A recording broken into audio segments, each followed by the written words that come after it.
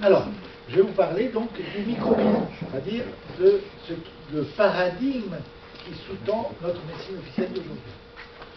C'est un véritable paradigme. Vous savez ce que c'est qu'un paradigme? Un paradigme, c'est un système de pensée scientifique. Ce n'est pas du tout quelque chose qui relève du New Age, c'est quelque chose de tout à fait rigoureusement scientifique. Et normalement, un paradigme, c'est que la science évolue par bascule d'un paradigme à l'autre. Et quand on bascule d'un paradigme à l'autre, normalement, on intègre les connaissances d'avant et on s'ouvre sur une plus grande connaissance. Eh bien, il faut savoir que le paradigme de la médecine moderne d'aujourd'hui, c'est une impasse. Non seulement c'est une impasse, mais elle a nié tous les acquis précédents. Donc c'est du n'importe quoi. Alors il est basé sur ce que je disais tout à l'heure, c'est-à-dire on fait du créateur un sadique, un abruti, un imbécile, et ce créateur fabrique des chefs-d'œuvre aussi extraordinaires que chacun d'entre nous, et ensuite il fabrique de méchants virus ou de méchantes bactéries pour nous détruire, pour nous syndiquer, pour nous faire souffrir, gratuitement, comme ça, pour le plaisir. Voilà. Et alors, là encore, je vous disais, il a fallu la radiation de l'ordre pour que je commence à réfléchir. Et alors c'est étonnant parce qu'après la radiation de l'ordre, il y a d'abord Claude Sabat qui est venu me donner une conférence chez moi, rien que pour moi. Vous imaginez Claude Sabat, pour ceux qui connaissent, c'est pas le genre. Hein. Donc j'ai eu la chance extraordinaire, puisque j'étais le héros anti-vaccinaliste, d'avoir droit à cette conférence de Claude Sabat, qui m'a fait découvrir la psychosomatique. Mais ce qui m'a le plus amusé, enfin c'est une façon de parler, c'est qu'un jour un monsieur est venu, il m'a demandé un rendez-vous, il m'a dit il me faut 2 heures. Je veux vous parler de quelque chose. C'est pas pour une consultation. Et j'ai vu arriver comme un visiteur médical, avec d'énormes classeurs. Et il m'a dit voilà, je suis industriel, j'ai beaucoup d'argent, et il y a quelque chose qui m'a toujours intéressé, c'est de vérifier ce qu'on nous disait. Alors j'ai voulu vérifier ce qu'on nous raconte sur les cellules, sur les mitoses, sur les méioses, sur toutes ces choses-là. Et donc, comme il a du fric, il s'est payé, il a loué, en quelque sorte, un laboratoire d'anatomopathologie pendant quelques mois, le temps de faire des expériences. Et il a loué les services du personnel pour faire ce travail. Et c'est là qu'il a constaté un certain nombre de choses tout à fait passionnantes dont je vais vous parler maintenant. Alors, avant de rentrer dans ces histoires de mitose et de méiose, regardez des photos que vous retrouvez sur Internet. Ça, c'est une culture de colibacille. L'image se trouve sur Internet. N'importe qui peut y accéder. C'est une photo réelle. Donc, après traitement, après coloration, après tout ça. D'après la théorie officielle de M. Pasteur et compagnie, et des officiels aujourd'hui, chaque bactérie est strictement identique à l'autre. Strictement identique. Moi, je constate qu'il n'y a pas 2 bactéries qui ont la même taille. Il y en a des longues, il y en a des courtes, il y en a des moyennes, il y a toutes les tailles. Tiens, bizarre. Oui, il faut vérifier. Par ailleurs, si vous regardez bien, chaque bactérie est constituée par des grains qui sont accolés les uns aux autres. Tiens, qu'est-ce que c'est que ces grains? Bien sûr, c'est le microsima. Ça, c'est clair. Mais vous voyez, ça ne leur pose même pas question. C'est bizarre. Ça, c'est des staphylocoques. Les staphylocoques, ils ont une forme de fraise. Et si vous regardez bien, une photo au microscope électronique, eh bien, en fait, ce sont des granulations très très très nombreuses qui sont agglutinées les unes aux autres. Intéressant. Là, vous avez des streptocoques qui sont disposés sur la microscopie optique. On ne voit pas les granulations microscopiques, bien sûr, mais vous voyez comment ils sont disposés. Donc, c'est juste pour savoir. Et là, c'est extrêmement intéressant parce que là, vous avez des cyanobactéries. Tout ça, c'est des photos qu'on trouve sur Internet. Hein, c'est pas, je ne les ai pas inventées.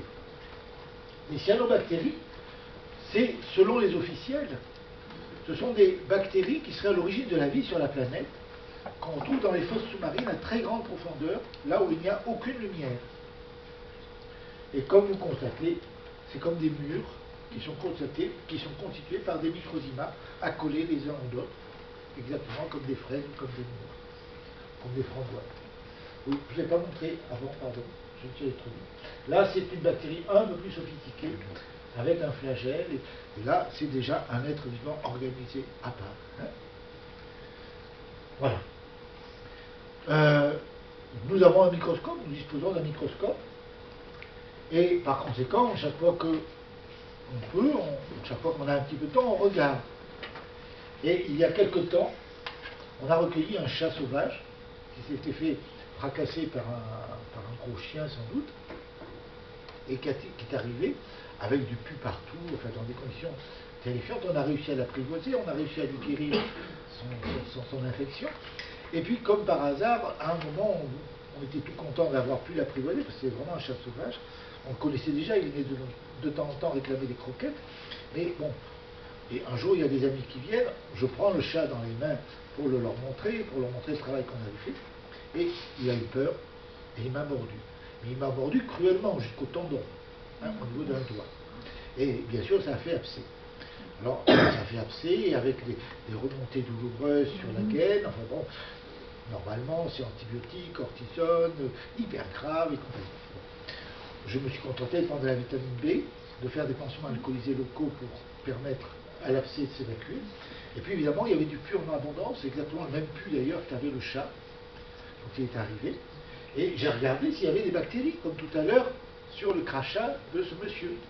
Et comme vous voyez, c'est rempli de globules blancs, c'est-à-dire des granulocytes, qui sont remplis de microzymas qu'on doit bouger, qu'on doit travailler, ici et là, et il n'y a pas une seule bactérie.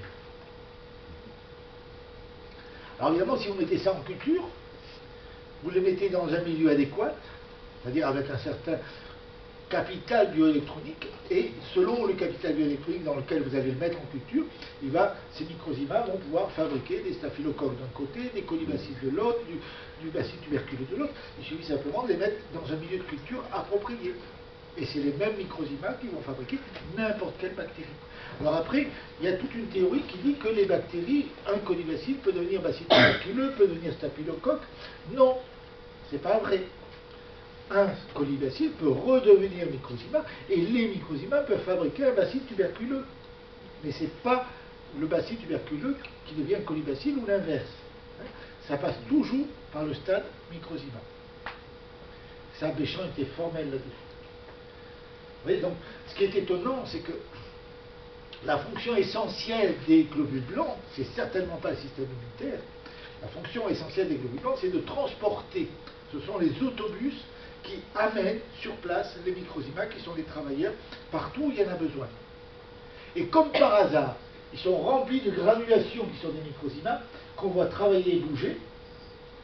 Hein, et c'est aussi à l'intérieur du globule blanc qu'il y a la plus forte concentration de l'organisme en vitamine C, parce que ça aussi, il l'amène là où il y en a besoin pour que le microzyma puisse travailler librement et en pleine lumière, on verra tout à l'heure. Et on appelle ça des granulocytes. Donc ils ont quand même remarqué là-bas qu'il y avait des granulations à l'intérieur. C'est étonnant. Alors, quand on regarde le monde des bactéries, donc c'est extrêmement important et extrêmement complexe, on constate que toutes les bactéries sont construites par des microzymas. Et c'est nous-mêmes qui les construisons.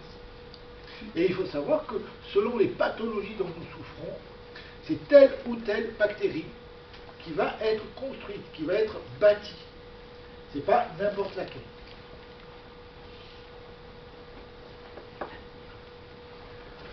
Alors, pour vous donner un exemple, si vous avez, par exemple, un cancer au niveau du tube digestif, au niveau des reins, au niveau des poumons, et qu'il faut le démonter, eh bien, obligatoirement, les microzymas vont construire du bacille tuberculeux.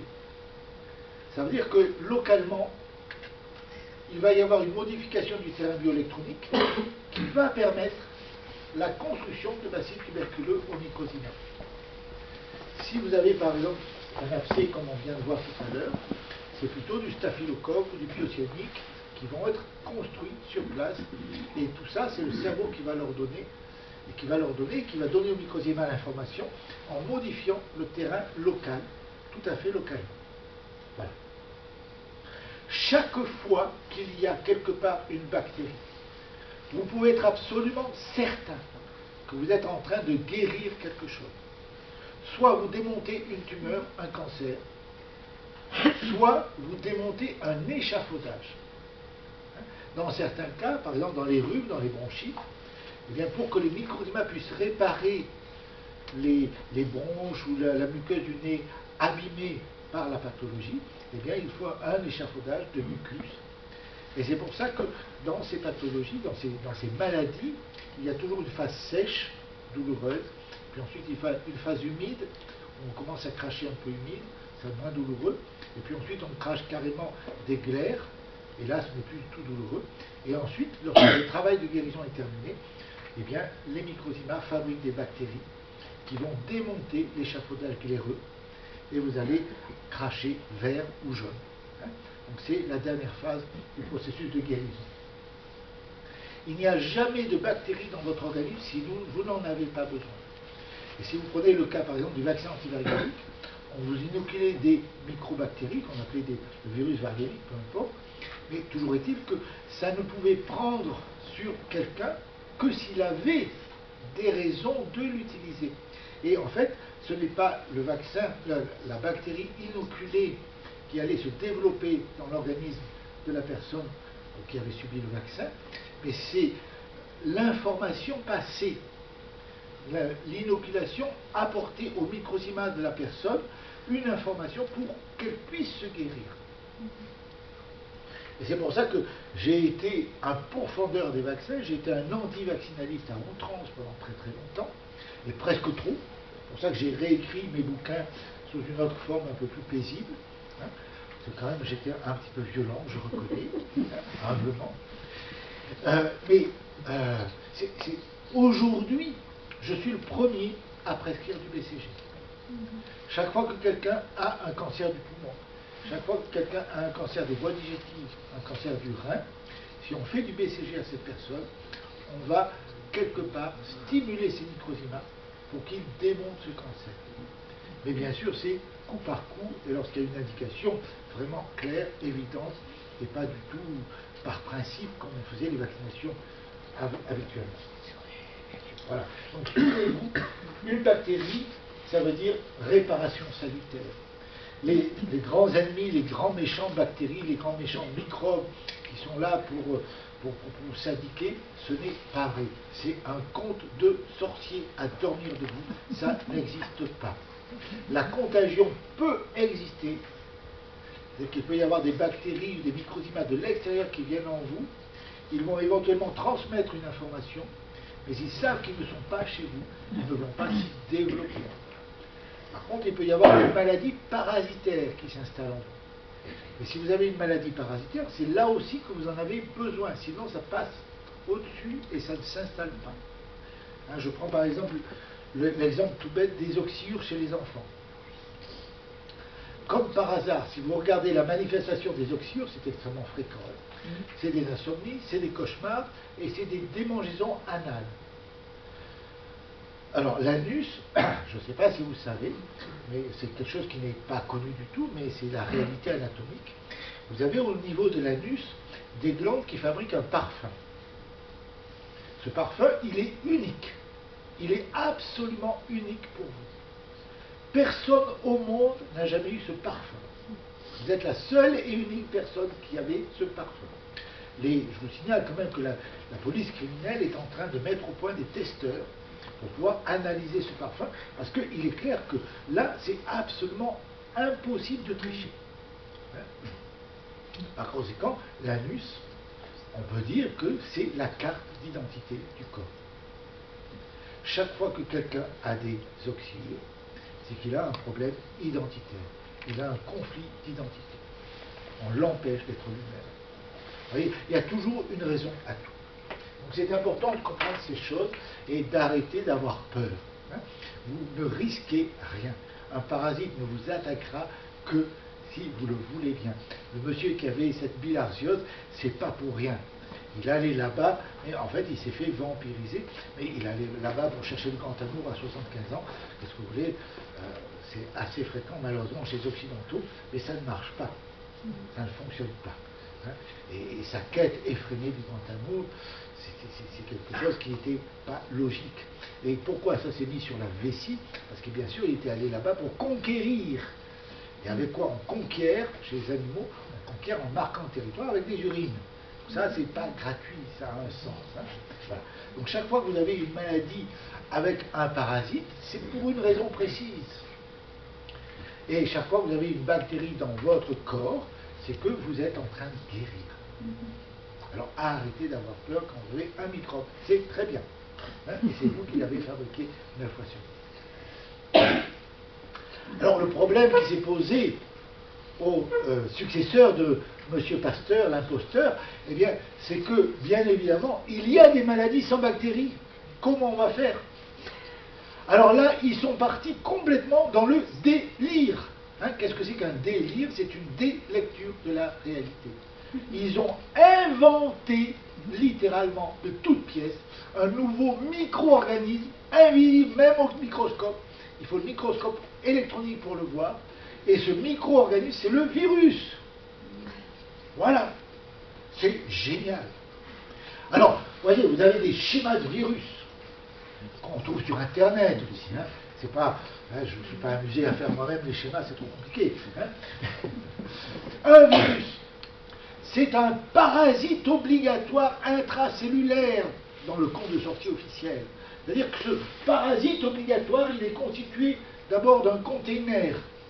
Ce container contient de l'ADN ou de l'ARN et des enzymes disséquantes qui seraient capables de faire des manipulations génétiques, c'est-à-dire d'aller découper le génome, c'est-à-dire les chromosomes de la cellule infectée pour installer à la place l'ADN du virus, pour obliger la cellule à fabriquer des petits virus. Il y a bien sûr un système d'inoculation, c'est-à-dire l'aiguille de la seringue, et puis vous avez à tous les angles du conteneur, vous avez des antigènes qui vont permettre de fabriquer des vaccins. Très intéressant les vaccins. Imaginez. Hein, petit rapport quantitatif. Quand ils ont lancé le fameux vaccin hépatite B en 1994, qui m'a valu ma radiation. Le vaccin était vendu 150 francs en France. L'État l'a acheté en gros pour vacciner tous les collégiens. 75 francs l'unité.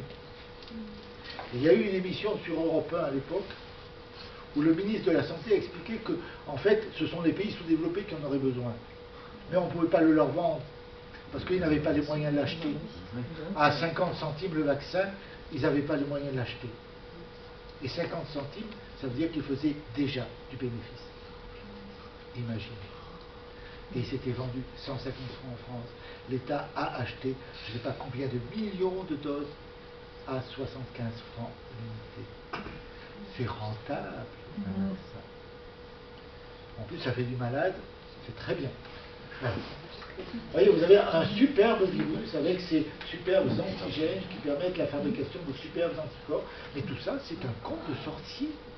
Sachez une chose, c'est que jamais personne n'a vu un virus. Personne. On vous montre des belles photos, des belles images. Oui, je voudrais juste rebondir sur quelque chose là, sur quelque chose qui me travaille là, sur la phagothérapie.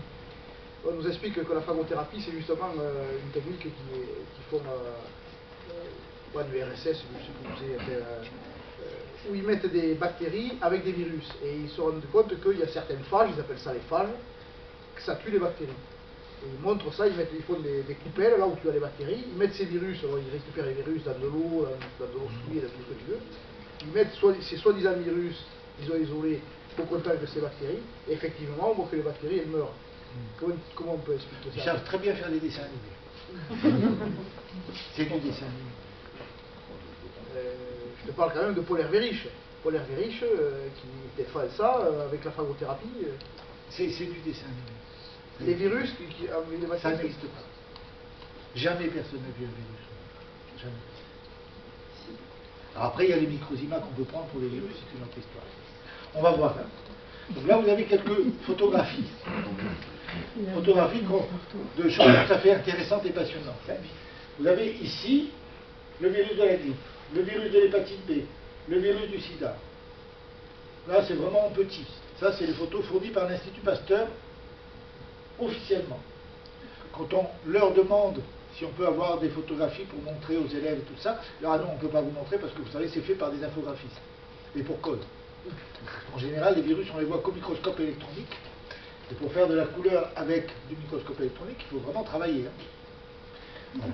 Là, vous avez des photographies de soi-disant virus obtenues au microscope électronique. Comme vous voyez, ça a été dessiné au crayon par des infographistes. Ou par des dessinateurs. Là, vous avez soi-disant une capsule de virus, avec le début de l'aiguille qu'on voit. Et là, ce sont des microzymas. C'est un débris cellulaire. C'est tout ce qu'on peut dire. Là, vous avez un journal qui est paru en mars-avril 2004, qui est réservé aux membres du CNRS.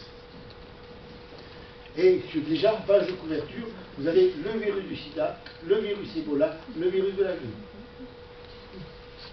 Regardez comme ils sont beaux. Là, la grand-mère, elle s'est défoncée pour faire un aussi joli ouvrage au crochet. Voilà. Là, vous avez les magnifiques virus, c'est absolument magnifique.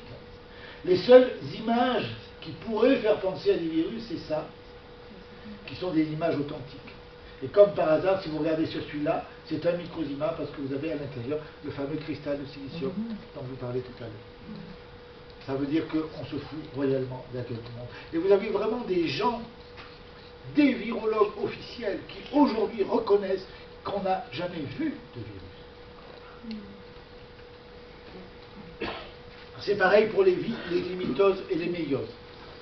Les mitoses et les méioses, ce sont les multiplications cellulaires du paradigme officiel.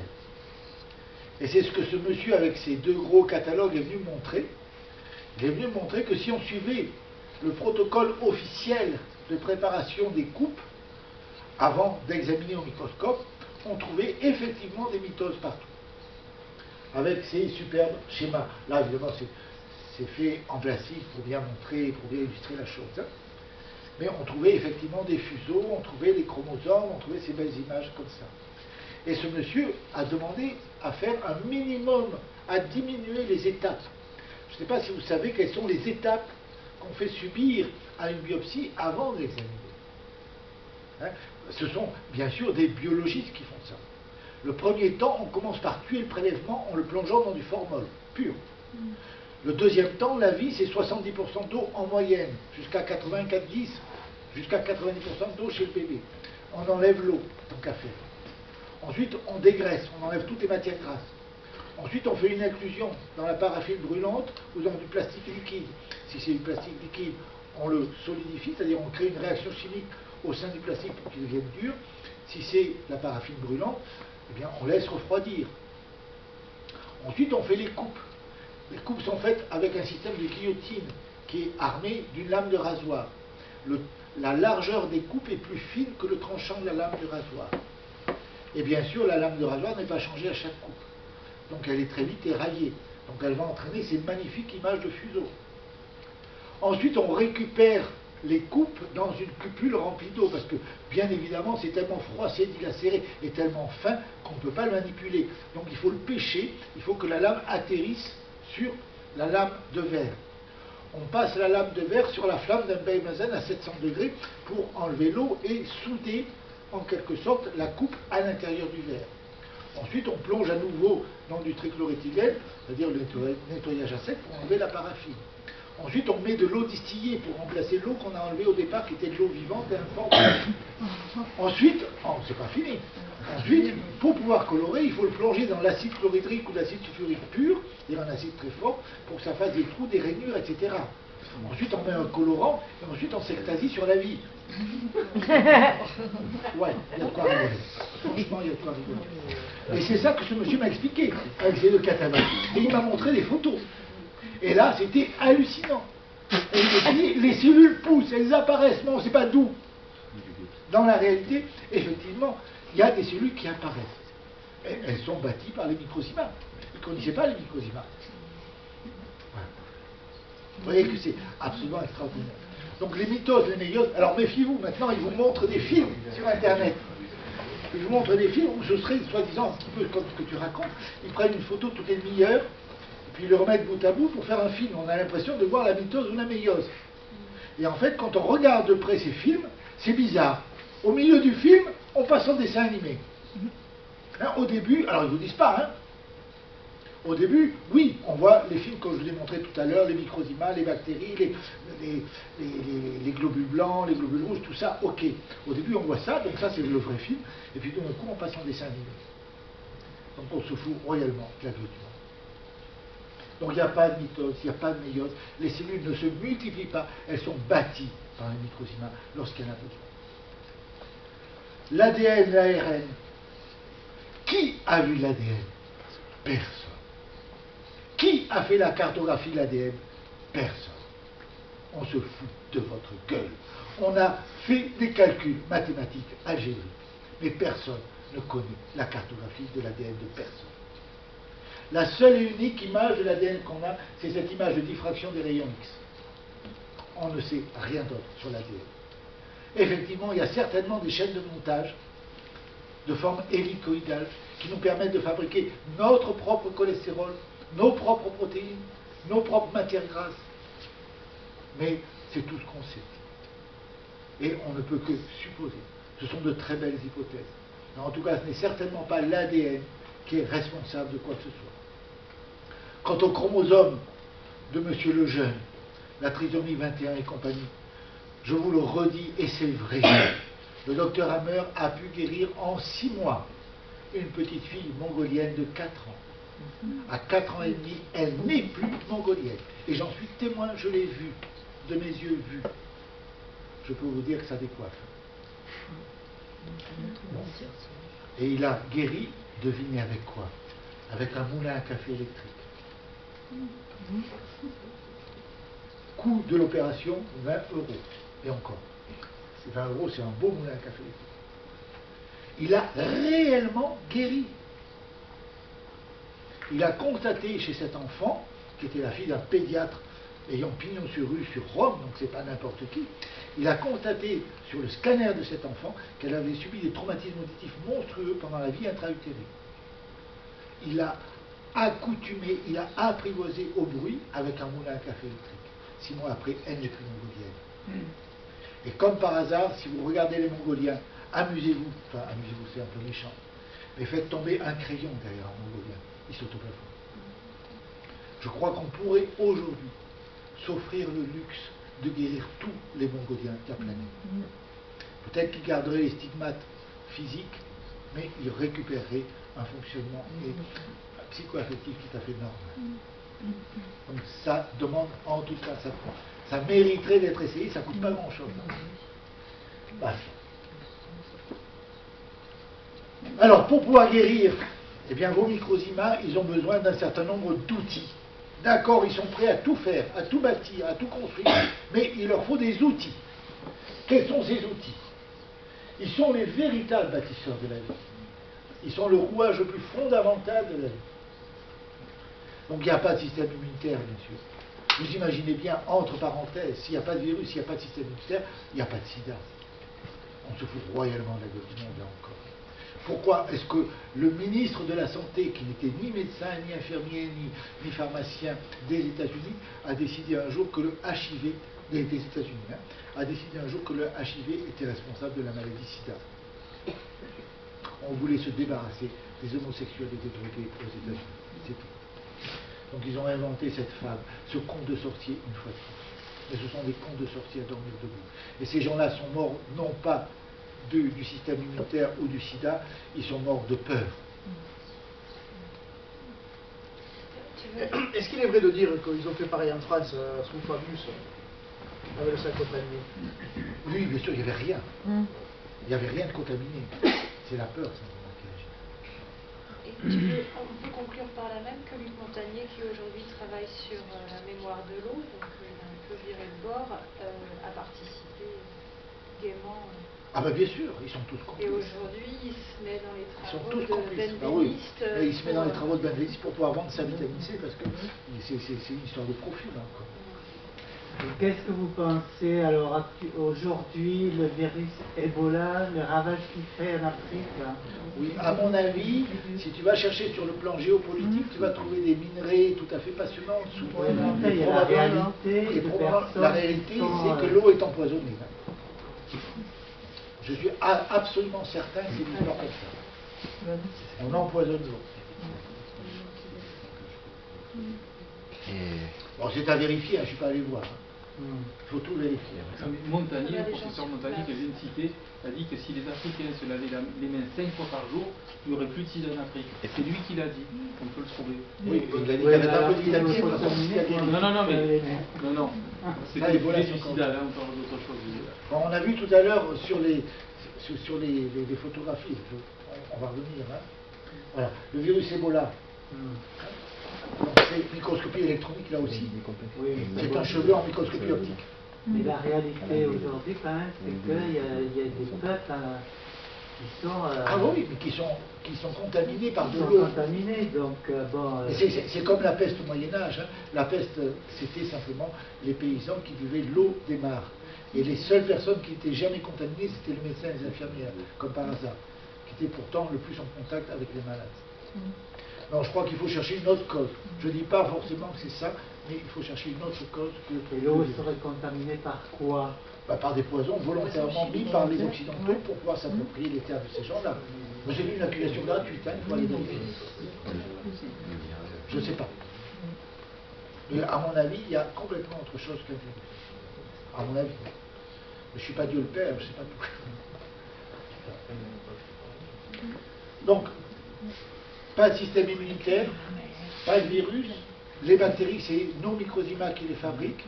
Et ils les fabriquent à bon escient, à condition d'avoir un certain nombre de matériaux sous la main. Ces matériaux, il faut les leur fournir. Un Microzima malade, s'il n'a pas tout ce dont il a besoin, il ne va pas pouvoir travailler normalement. Hein? Il va bien sûr déborder par rapport à ce qui lui est demandé. Il va construire des cancers beaucoup trop volumineux. Il va creuser des caries beaucoup trop délabrantes. Et même lorsqu'il va guérir, par exemple, une verrue, c'est un cancer, c'est une micro-ventouse de la peau qui est réparée, mais de façon excessive. Hein? Voilà. Pour travailler de manière correcte, pour faire le meilleur travail possible, il faut fournir un certain nombre de choses au Microzima. La première des choses à leur fournir, c'est le repos. Quand vous êtes malade, vous devez apprendre à vous arrêter, à vous reposer. Hein, on ne peut pas guérir, on ne peut pas réparer une autoroute si on laisse la circulation se faire dessus.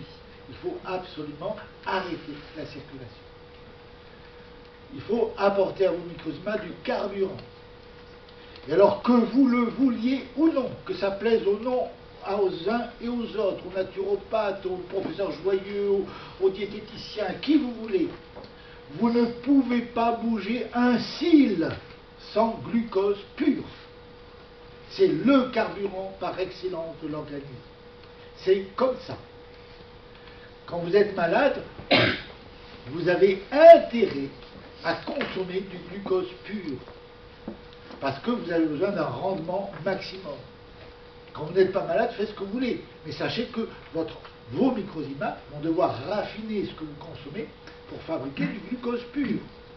De toute façon, il sera parfaitement raffiné au moment où il sera utilisé. Donc pour toi aussi, y compris en ingérant du saccharose, qui est une molécule chimique, elle pure à 98 et quelques pourcents. Oui. Quand tu dis glucose, saccharose... Saccharose, c'est un mélange de glucose et de fructose. Ah non, c'est une molécule chimique. Non, c'est un mélange de glucose et de fructose. Le sucre blanc de... Oui, c'est un mélange de glucose et de fructose. 50% de chaque. Tu vas vérifier, tu verras. Et donc tout sucre... Et le fructose, il doit être transformé en glucose. Oui, Donc on fonctionne au glucose. Mais la vitamine C et le sucre, c'est pas la même molécule. Non. Hein, il y a une une liaison petite qui n'est pas la même. modification. Il y a une C'est pas ça petite Il modification. y a juste, mais c'est pas la même chose. Non, c'est pas la même chose. Oui, il y a une liaison qui diffère, je crois, non? Je ne sais pas trop. Alors la chimie, c'est pas mon. C'est ça un peu. Oui. Voilà. Donc, on l'a constaté pendant les 4 mois où on a eu notre clinique, on a eu des malades qui souffraient, tout ça. Bien sûr, on respectait cette condition, entre autres, de boire et de consommer du sucre tous les quarts d'heure, des bonbons tous les quarts d'heure, ils n'avaient plus mal. Ils avaient des caries après, non? Comment? Ils avaient des caries après. Alors les caries, là oui, c'est une très bonne question. Je te remercie de poser Ah cette oui. question. Ouais, Hein? c'est pas bon pour nous. On prétend que le sucre donne des caries. Alors je vous signale deux choses. Premièrement, l'émail est presque aussi solide que le diamant. 10 000 ans après votre mort, vos dents sont toujours là. Si vous faites incinérer, vos dents sont toujours là. Hein? Bon. C'est quand même très solide. Alors dire qu'un peu de sucre peut délabrer les dents, je crois que là on pousse un peu la mémé dans les orties. Comme on dit, hein? D'autant plus qu'elles C'est ont pas la une mémée, chute les là et enfants. pas celle d'à côté, donc c'est pas Ouais. cohérent. Alors, Il y en a une qui disparaît. on celle s'est d'à côté. basé sur Non, mais quoi tous pour les- raconter des conneries pareilles? Les Parce que enfants alors là qui vraiment c'est bouffent des du conneries. sucre, On s'est basé sur les aborigènes en Australie. c'est pas ça le problème. Ouais, écoutez-moi. On s'est basé sur l'expérience des aborigènes en Australie. Les Anglais sont arrivés en Australie. Ils ont piqué le territoire des aborigènes. Ils les ont relégués dans des réserves au niveau des égouts des villes des Blancs. Et il leur a dit, vous fermez votre gueule, sinon vous êtes morts. Si vous voulez mordre, nous on a des canons, on a des mitraillettes. Les enfants qui sont nés à cette époque-là, on leur a aussi donné du sucre blanc. Mais on leur a surtout donné cette injonction, si tu mords, t'es mort. Et donc, le cerveau a ordonné le démontage des dents. Chaque fois qu'un enfant fait une carie, vous pouvez être sûr que quelque temps avant, vous lui avez interdit de mordre. Et pourquoi vous lui avez interdit de mordre? Probablement parce qu'il a mordu. Et pourquoi il a mordu? Bien parce qu'au moment de la percée des dents, ça fait très mal. Et la seule chose qui soulage, c'est de mordre. Mais ça fait très mal seulement s'il est en carence en vitamine C. S'il n'a pas de carence en vitamine C, la percée dentaire est absolument indolore. Et par conséquent, il ne mord pas. Et par conséquent, il n'a pas de carie. Et dans les pays sous-développés où on a amené le sucre, en même temps qu'on a amené le sucre, on a amené la mitraillette et on leur a piqué tout en leur disant, si vous bougez, vous êtes mort. C'est pas compliqué. Et c'est le cerveau qui a ordonné le démontage de l'émail. Et je vous dis, à l'extérieur, vous pouvez vous amuser. Hein. Même avec de l'acide pur chlorhydrique, vous aurez du mal à démonter une dent, à démonter l'émail dentaire. C'est presque aussi solide que le diamant. C'est de la diamantine, l'émail. Donc on peut ne pas y avoir d'émail à la naissance, dans les défauts de... Là, il faut chercher dans la généalogie, Ouais, hein, ça date les de programmations génétique. généalogiques. C'est possible. Tout à fait. Oui, tu veux poser une question? Pourquoi on se casse les dents alors? Comment? Pourquoi on se casse les dents? Pourquoi on casse les dents? Oui, parfois on se casse des dents, des bouts de dents. Quoi. Ouais. Je sais pas, elle se casse toute seule ou tu as fait, c'est un accident? Les dents friables, tu veux dire, les dents en mauvais état. Là, il faut chercher dans la généalogie. C'est pareil. Elles sont mal constituées. Il faut chercher dans la généalogie. Il s'est passé quelque chose dans la généalogie qui fait que tes dents sont fragiles. Et sinon, Mais ce qu'il vos faut dents savoir sont- aussi, que les caries se réparent. Avant de mettre un tas de métal dedans, elles se réparent d'elles-mêmes, par exemple. Alors, c'est théoriquement possible comme tout. Le seul problème, c'est qu'à chaque mastication, vous envoyez 600 kilos.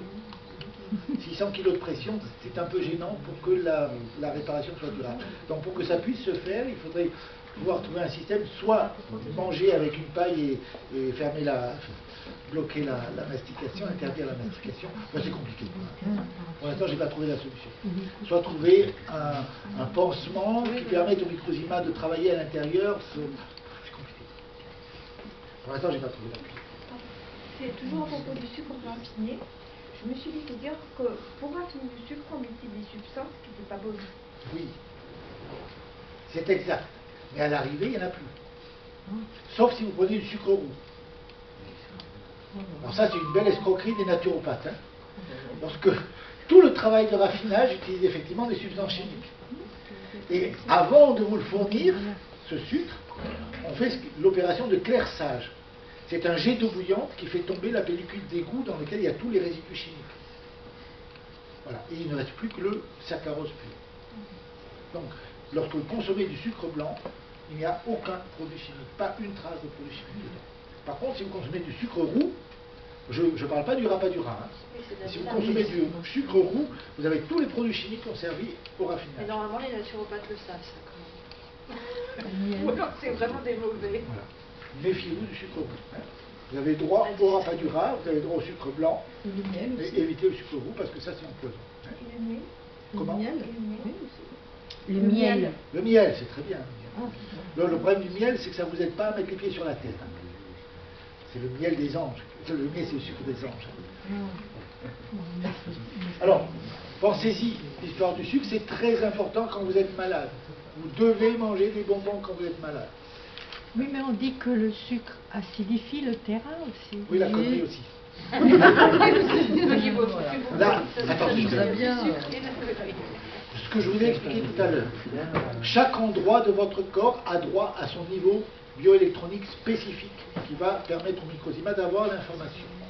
Le sang, qui peut représenter le système global, hein, le sang, son niveau d'acidité est géré par le cerveau. Il a à sa disposition les reins, les poumons et la peau pour réguler cette acidité. Tu peux faire ce que tu veux. Ce sera le cerveau qui décidera. C'est pas parce que tu bouffes du citron, de la vitamine C, du sucre que ça va acidifier ou alcaliniser. Hein, par contre, il est clair que si tu manges trop d'acide, tu vas retrouver cet acide dans les urines. Si tu manges trop d'alcalin, tu vas retrouver ces alcalins dans les urines. Mais de toute façon, c'est le cerveau qui décide. Hein, ce n'est pas les aliments que tu manges. Il n'y a pas un seul aliment qui ne soit pas acide. Pas un seul. Même les bananes trop mûres des naturopathes, elles sont aussi acides. Pas tous les naturopathes. Moi, je dis parce que il y a des fans de naturopathie qui vous Ah bouffent non, toute la non, journée ça des crée bananes des trop flecs, mûres, voilà. soi-disant alcalinisées. Oui, 15 bananes en smoothie, des C'est du n'importe quoi. c'est n'importe quoi. Troisième clé importante pour guérir. Fournissez à vos microzymas de l'eau. N'oubliez pas que tout le corps d'un être humain, c'est essentiellement de l'eau. 95% pour le bébé in utero, 90% à la naissance, 80% pendant l'enfance, 70% quand on arrive à un âge mûr, 65% avant de mourir. Mais il y a toujours une quantité énorme d'eau. Donc c'est un des matériaux primordiaux de la vie. Donc buvez, buvez, buvez. En tout cas, alors je ne vous dis pas de boire 3 litres, mais essayez de ne jamais avoir soif. Chaque fois que vous ressentez la soif, c'est qu'il faut boire. Écoutez votre corps. Hein? Je ne vous dis pas buvez 3 litres. Quand vous avez soif, buvez. Voilà. Hein? Il faut aussi apporter des matériaux. Imaginez un pont sur l'autoroute qui s'écroule. Vous n'allez pas pouvoir le réparer avec une feuille de papier. Il faut de l'acier, du béton, du goudron, il faut tout ce qu'il faut. Et là, c'est pareil. Si vous êtes malade, c'est que vous avez une réparation à faire quelque part dans votre corps. Donnez à vos microzymas les matériaux pour faire cette réparation.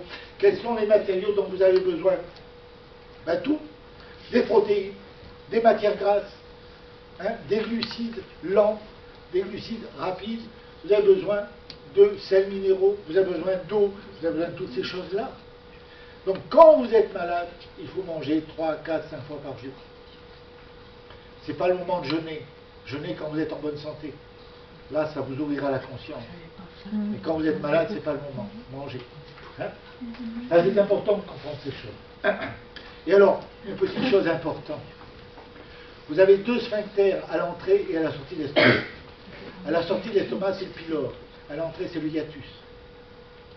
Sachez que votre hiatus, à la fin du repas, se ferme si vous avez eu le dessert.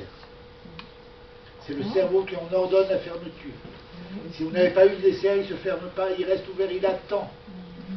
Si vous vous couchez sans dessert, il est grand ouvert. Quand vous êtes couché côté gauche, ce n'est pas grave parce que vous avez la poche. Mais si vous êtes couché côté droit, ça remonte. Ça remonte le long de l'ésophage.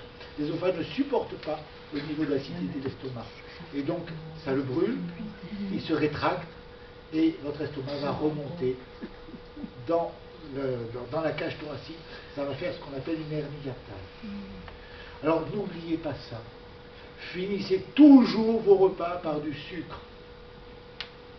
Mais on dit toujours Et- de ne pas manger de sucre avant le repas parce que justement ça, Non, mais ça on dit empêche. plein de conneries, Non, hein. mais je veux dire, est-ce que quand on mange du sucre, on n'a plus faim? Donc c'est ce que vous dites. On dit que des bêtises. Mais c'est ce que vous dites. Que Vous des dites la bêtises. même chose. Mais non. Et dit si que- on mange du sucre à la fin, on n'a plus faim. Non. Donc ça ferme quelque Non, ça chose. ferme, il y a du- Oui, ça Voilà, ferme, c'est c'est pareil. Alors, ce qu'il faut savoir, c'est que Donc, pour c'est le pas cerveau, si idiot que ça. oui, pardon. le sucre, c'est aussi la tendresse. Alors chaque fois que possible, quand vous avez fini votre journée, avant d'aller vous coucher, le dessert sucré d'accord et le gros bisou en prime. Et là, c'est génial. Là, vous êtes sûr de jamais avoir de hernie à table. Pour revenir à... Ça est contradiction avec ce que dit Roger Castel. Parce que Roger Castel dit il ne faut jamais manger de dessert.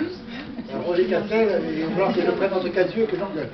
Ah, c'est vrai, c'est vrai. Quand tu dis quand on est malade, il faut manger, et c'est cette espèce d'instinct naturel quand on a la grippe ou le gastro, parce que déjà, quand t'as tout vomi, t'as rien envie de manger. Pas plus fort. Je parle des cas où instinctivement, quand on est malade, gastro-entérite, grippe, on n'a pas envie de manger, et en 3 jours, on est retapé par le jeûne. Sans avoir lu ou aller voir le naturo ou ceci, cela, instinctivement, beaucoup s'en sortent très bien, toujours avec ça, surtout quand c'est l'intersaison, peut-être aussi. Alors, c'est ce que non, j'ai c'est observé. un autre problème. C'est que ce que tu appelles la maladie n'est pas la maladie. C'est la crise épileptique. C'est la fin de la maladie. Ça, c'est La complexe. fin du processus. C'est la fin du processus. Et donc de il vaut mieux réparation. être en hypotoxicité, voire même en jeûne au niveau alimentaire. Peut-être à ce Dans moment-là. cette fin de processus. De toute façon, on n'a pas faim. On n'a pas faim, voilà, naturellement, c'est une auto... Et c'est ce qu'on appelle la crise épileptique. Tu vois, en fait, le processus de guérison s'est fait avant. D'accord, oui, le terme... Et quand tu montes à 40 de fièvre, et donc adéquat. t'as pas faim, et c'est la crise épileptique. D'accord. Pourquoi les animaux ne mangent pas? Voilà. Donc, Pourquoi est-ce que là les aussi, animaux, on a observé que les animaux ne mangeaient pas? Oui, quand quand ils ils sont malades, parce qu'ils ne peuvent pas manger, parce qu'ils n'ont pas une société qui peut leur apporter à À manger. force d'aller se nourrir. Ah oui. Et c'est pareil, si c'est la crise épileptique, ils ne mangent pas, si c'est pas la crise épileptique, ils mangent. Bon, ce qui est important aussi, contrairement à ce qu'on raconte à droite, à gauche, c'est de comprendre que vous ne pouvez pas en même temps travailler, réfléchir et digérer. Il faut choisir. Si vous mangez le matin, au petit déjeuner, vous serez complètement inefficient pendant 4 ou 5 heures. Si vous mangez à midi, c'est pareil. Pendant 4 ou 5 heures, vous ne valez plus rien au niveau efficience de travail. Le seul repas que nous devons faire pour un adulte quand on est en bonne santé, c'est le souper. Contrairement à ce qu'on raconte à droite et à gauche. Et sachez que ça, je ne peux pas rentrer dans les détails, on n'a pas le temps, sinon on va finir à 2 heures du matin. Mais sachez que il y a des bases physiologiques, anatomiques à ça. C'est-à-dire qu'il y a un afflux de sang qui peut se faire soit sur le tube digestif, soit sur le cerveau et l'appareil locomoteur, mais pas les deux en même temps. C'est impossible. Donc chaque fois que vous mangez dans la journée, vous perdez toute efficacité au niveau travail. Ça, c'est extrêmement important à comprendre. Hein. Donc normalement, pour un adulte, on ne mange que le soir. C'est pas vrai pour les enfants, parce que les enfants, en fait, quelque part, ils sont en croissance, comme s'ils étaient malades. Donc ceux-là, il faut qu'ils mangent toute la journée. Hein. Donc c'est tout à fait différent. Mais ça veut dire aussi que les enfants, il ne faudrait pas les faire travailler. Mais si vous allez au bout du raisonnement, c'est vachement grave. On devrait mettre les gamins à l'école une fois qu'ils ont fini la puberté. Hein, jusque-là, juste une demi-heure à 1 heure de travail scolaire par jour, et le restant, du sport, de la détente, de tout ce que vous voulez. Mais je suis persuadé que si on fait ça, en 2 ans, ils ont le niveau du bac. Parce qu'une fois la puberté terminée, ils sont capables d'enregistrer, ils ont une efficience maximale. Pourquoi croyez-vous que la Chine envahisse le monde entier avec ses produits manufacturés aujourd'hui? Hein, je vous rappelle que si on enlève tous les produits chinois que vous avez sur vous, vous êtes tous à poil. Nous sommes tous à poil. Bon, ça c'est clair. Hein, y compris les micros, y compris les caméras, y compris les projecteurs, y compris les ordinateurs. On n'a plus rien. Mais pourquoi? Parce que ces gens-là, ceux qui travaillent, pas les chefs d'entreprise, ceux qui travaillent, ils ont un bol de riz par jour le soir. En tout et pour tout. Donc du coup, des salaires pas trop élevés, donc ça revient pas trop cher, mais surtout, ils sont en pleine efficience. Voilà. Donc ça, c'est de la physiologie. Je n'y peux rien, c'est comme ça. Donc tous les naturopathes qui vous disent repas de roi le matin, repas de prince à midi, repas de mendiant le soir, c'est des andouilles. Excusez-moi du peu. C'est inadmissible. C'est contraire à la physiologie de base. C'est le soir qu'il faut manger. D'accord. Et le matin, rien. Le matin, rien. Un café si vous voulez. Du sucre. Dans la journée. Alors, dans la journée, Une tisane au miel, c'est quand même mieux. Hein.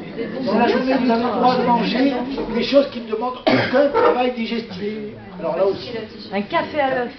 le café, bien sûr, c'est pas génial le café. Hein. Mais bon, ça peut aider à se réveiller. Hein. Bon. Et puis ça ne demande aucun travail digestif. Dans la journée, ce qui ne demande aucun travail digestif, c'est le sucre, le plus raffiné possible. Vous prenez du pain, non. Mais si vous prenez du sucre blanc ou des bonbons, oui, ça va. Le sucre blanc, c'est pas trop compliqué. Gâteau. Et sinon, vous avez droit, des gâteaux, il y a du beurre, il y a plein de choses, donc c'est pas bon. Bon. Mais sinon, vous avez droit à des aliments qui demandent très très peu de travail digestif. Quels sont les aliments qui demandent très peu de travail digestif? Le lard. Vous nous dites ça comme une évidence absolue. C'est merveilleux. Mais oui, c'est la vérité. Pourquoi le lard? Parce que c'est de la graisse, c'est comme le sucre, directement utilisable comme carburant. Ouais, c'est vrai. Deuxième chose, c'est du cochon. Le cochon, c'est l'animal qui ressemble le plus à l'homme au niveau de la structure microscopique des tissus. Donc, bien sûr, si vous mangez du cochon élevé en batterie, vous allez bouffer toute sa souffrance. Donc là, vous allez payer cher. Hein. Donc des cochons élevés naturellement, tués respectueusement, etc., etc. Mais regardez les paysans avant, hein. Quand ils n'avaient pas les tracteurs pour faire le boulot, ils s'arrêtaient 4 ou 5 fois par jour pour manger. Qu'est-ce qu'ils mangeaient? Du lard. Le miel aussi, c'est bien. Le miel, C'est du sucre. Hein. Oui. c'est bon. Oui, il n'y a pas de problème. Tu fais pas la différence entre le cru et le cuit? Ben, ça On dépend. va manger un peu dans la journée, je parle pas très bien le repas du soir. Alors, si vous mangez des végétaux dans la journée, qu'ils soient crus ou cuits, c'est terrible. Parce que pour transformer du végétal en être humain, le travail est colossal. Vous ne pouvez pas tout faire en même temps. Par contre, si vous mangez, je dis du lard, là, ça ne demande aucun travail de digestion. Hein. Ça passe direct. Vous pouvez manger du beurre. Alors, ce qui est pas mal aussi dans la journée, c'est les fromages. Fromage blanc, yaourt, des choses comme ça qui sont prédigérées. Et c'est des protéines animales qui sont très proches des nôtres. Qu'elles soient de vache ou qu'elles soient de chèvre, de brebis, n'importe quoi. Donc là, ça demande très peu de travail. Mais pas pasteurisé, je veux pas être d'accord avec toi, mais oui, certainement pas pasteurisé. Ah, sûrement pas pasteurisé. Ah non. Qui est très difficile à trouver. Mais le beurre industrialisé. Et tu fais pas de différence avec l'hormone de croissance Ah bah bien sûr, mais il faut manger du bio, ça c'est sûr. Ah bah oui. Non, non, mais même bio sans truc poussé en batterie ou quoi que ce soit, tous les produits animaux possèdent des hormones de croissance. Ah oui, bien C'est des sûr, produits animaux par définition. Ouais, mais on a tout Et des dans tous les hormones de croissance. processus de maladies dégénératives, l'hormone de croissance est fortement impliquée ou c'est encore une grosse bêtise? Ouais, Gernès, les travaux de Gernès l'avaient démontré ça. Gernès. Qu'il fallait faire une petite incision au cerveau pour à l'hypophyse ou je sais pas quoi pour inhiber où c'est le foie, les récepteurs du foie, parce qu'ils avaient fait l'expérience avec les nains. Ils s'étaient aperçus que chez les nains il n'y avait pas de cancer. Ouais, à cause Parce de que les l'hormone de récepteurs du croissance. foie, de l'hormone de croissance n'étaient pas là. Écoute, moi je demande à voir son étude. Hein. Ça m'étonnerait qu'il n'y ait pas de cancer chez les nains. Vraiment, ça m'étonnerait. Je crois que c'est un peu facile à dire ça. Les Asiatiques qui mangent peu de produits animaux, pareil, l'étude a été faite dessus. Il faut voir aussi les autres facteurs derrière. Quel est le stress qu'il y a derrière. C'est pas Alors, évident. si on est végétarien, ça marche pas. Ah bah si, mais tu peux manger le soir. Des fruits. Oui, mais vous dites manger du lard ou du cochon. Ah mais si tu es végétarien, tu peux manger des bonbons hein, quand Il même. faut le dire ça. Ah oui, des bonbons, voilà. Hein. C'est tellement bon. Et comment se fournit les féculents? Les féculents, bah, c'est digestif, hein. Il y a un travail de digestion colossal. Si vous mangez une pomme ou un féculent dans la journée, il faut le digérer. Non, vous ne travaillez plus. Hein. Vous foutez votre cerveau en berne. Votre cerveau, vos muscles. D'ailleurs, essayez. Hein. On ne peut pas travailler et digérer en même temps. On ne peut pas courir et digérer en même temps. Donc les sucres lents, c'est une bêtise. C'est une bêtise complète. C'est des bêtises naturopathes. Pas tous les naturopathes. et de diététicien. Voilà. Alors les vitamines. Nous avons besoin impérativement de nous complémenter en vitamine C, parce qu'on ne sait pas la fabriquer. Hein? Nous ne savons pas la synthétiser. Oui. Ça c'est peut-être un peu plus dans les fruits quand même que dans le porc, la vitamine C. Quoi. Je sais pas, vous dites que les fruits c'est dur à digérer, mais pour ma part, je trouve ça un peu discutable. C'est très fibreux, au contraire, ça demande très peu de feu au niveau de l'estomac, surtout si c'est réduit au niveau très petit. Le transformer en corps humain, oui, mais nous on n'est pas en croissance non plus. Enfin, de toute façon, tu es quand même obligé de le transformer en corps humain, parce que tu régénères en permanence tes tissus intérieurs. On est des frugivores au départ, c'est ça qui nous permet de nous construire en tant qu'être humain. On n'a pas besoin de viande humaine ou de viande de porc. Je suis d'accord avec toi, mais va vivre en zone équatoriale et sois frugivore, mais ne travaille pas. On est pas au bon endroit. Je suis tout à fait d'accord avec toi. Ouais, faut être retraité. Pars à l'équateur, vis là-bas, effectivement, tu n'as plus besoin de travailler. Et si tu veux travailler ici, alors fais gaffe. Et les légumes secs dans tout ça, ou les fruits secs? C'est pareil, c'est travail de transformation colossale. Ça veut pas dire que c'est pas bon. Mais prenez-le le soir. C'est tout. C'est pas compliqué. Vous mangez ce que vous voulez, mais le soir. Dans la journée, si vous voulez être efficient, faut pas. Ah non, mais ça, c'est une pression, une convertie. Faites pas de différence entre des fruits amidonnés ou des fruits juste fibreux. Moi, je sais pas, je constate dans mon ressenti, il y a des fruits, franchement, d'ici que je sente une lourdeur de digestion, là où avec un féculent, c'est évident, c'est constatable très facilement dans le ressenti. Mais avec les fruits, j'ai pas le même constat. Je sais pas, après. Bon, après, ça peut-être des enzymes particulièrement efficaces, mais en principe, tu peux pas faire des tours. Il y en a dans les fruits des enzymes. Oui, bien sûr. Ah, et que pensez-vous des jus de légumes ou jus de fruits? C'est pareil. Pour transformer du légume en être humain, c'est un travail colossal. Ça va directement dans le sang. Ah, ouais. Attends, ça apporte des tombereaux de potassium et lorsque tu es malade, c'est pas bon. Hein. Les curbreuils, c'est la foutaise intégrale. Et quoi? Ça apporte trop de potassium, donc ça multiplie par 10 l'inflammation de la douleur. Et je ne sais pas si la réponse peut être rapide, mais c'est la question qui se pose toujours, quels que soient les modes d'alimentation. Les gens qui ne se nourrissent plus, sont-ils carencés en vitamine C? Je ne sais pas. Je n'ai pas été voir. Ils ne sont pas très nombreux, alors on n'a pas trop des... On les voit pas. Il y en a assez pour les étudier. Ah oui, il y en a qui Donc, les compléments en vitamine C. Donc la vitamine C, normalement, comparativement aux animaux qui la synthétisent, il nous faudrait, pour un adulte de 60 à 70 kg, il faudrait consommer 10 grammes par jour de vitamine C. Permanente. Contrairement à son nom, la vitamine C n'est pas une vitamine. Une vitamine, c'est une amine, c'est-à-dire une protéine, qui ne supporte pas la chaleur, qui est extrêmement fragile et qui est vivante, quelque part. La vitamine C, c'est un glucoside, c'est-à-dire un dérivé du sucre, qui supporte très bien la chaleur, jusqu'à 150 degrés, et donc il n'y a aucun problème, elle se conserve, mais on n'en a jamais assez. Vive les confits. Si vous voulez vous passer de vitamine C et la prendre dans une alimentation, pour avoir vos 10 grammes de vitamine C par jour, il faut compter entre 30 et 50 kilos d'oranges par jour, peau comprise. Oui, Vous voyez ? Mais d'autres bonnes nouvelles. Il n'y en a guère plus dans le citron, à peine plus dans le kiwi. Vous voyez, c'est hallucinant. Et le chlorure de magnésium permet l'assimilation? Non, ça n'a aucune importance. Le chlorure de magnésium, c'est un ersatz de vitamine C, mais moins puissant, c'est tout. Et l'argousier ou Exactement les l'alguézo? mêmes effets. L'argousier contient un peu plus de vitamine C que d'autres, mais c'est l'artère.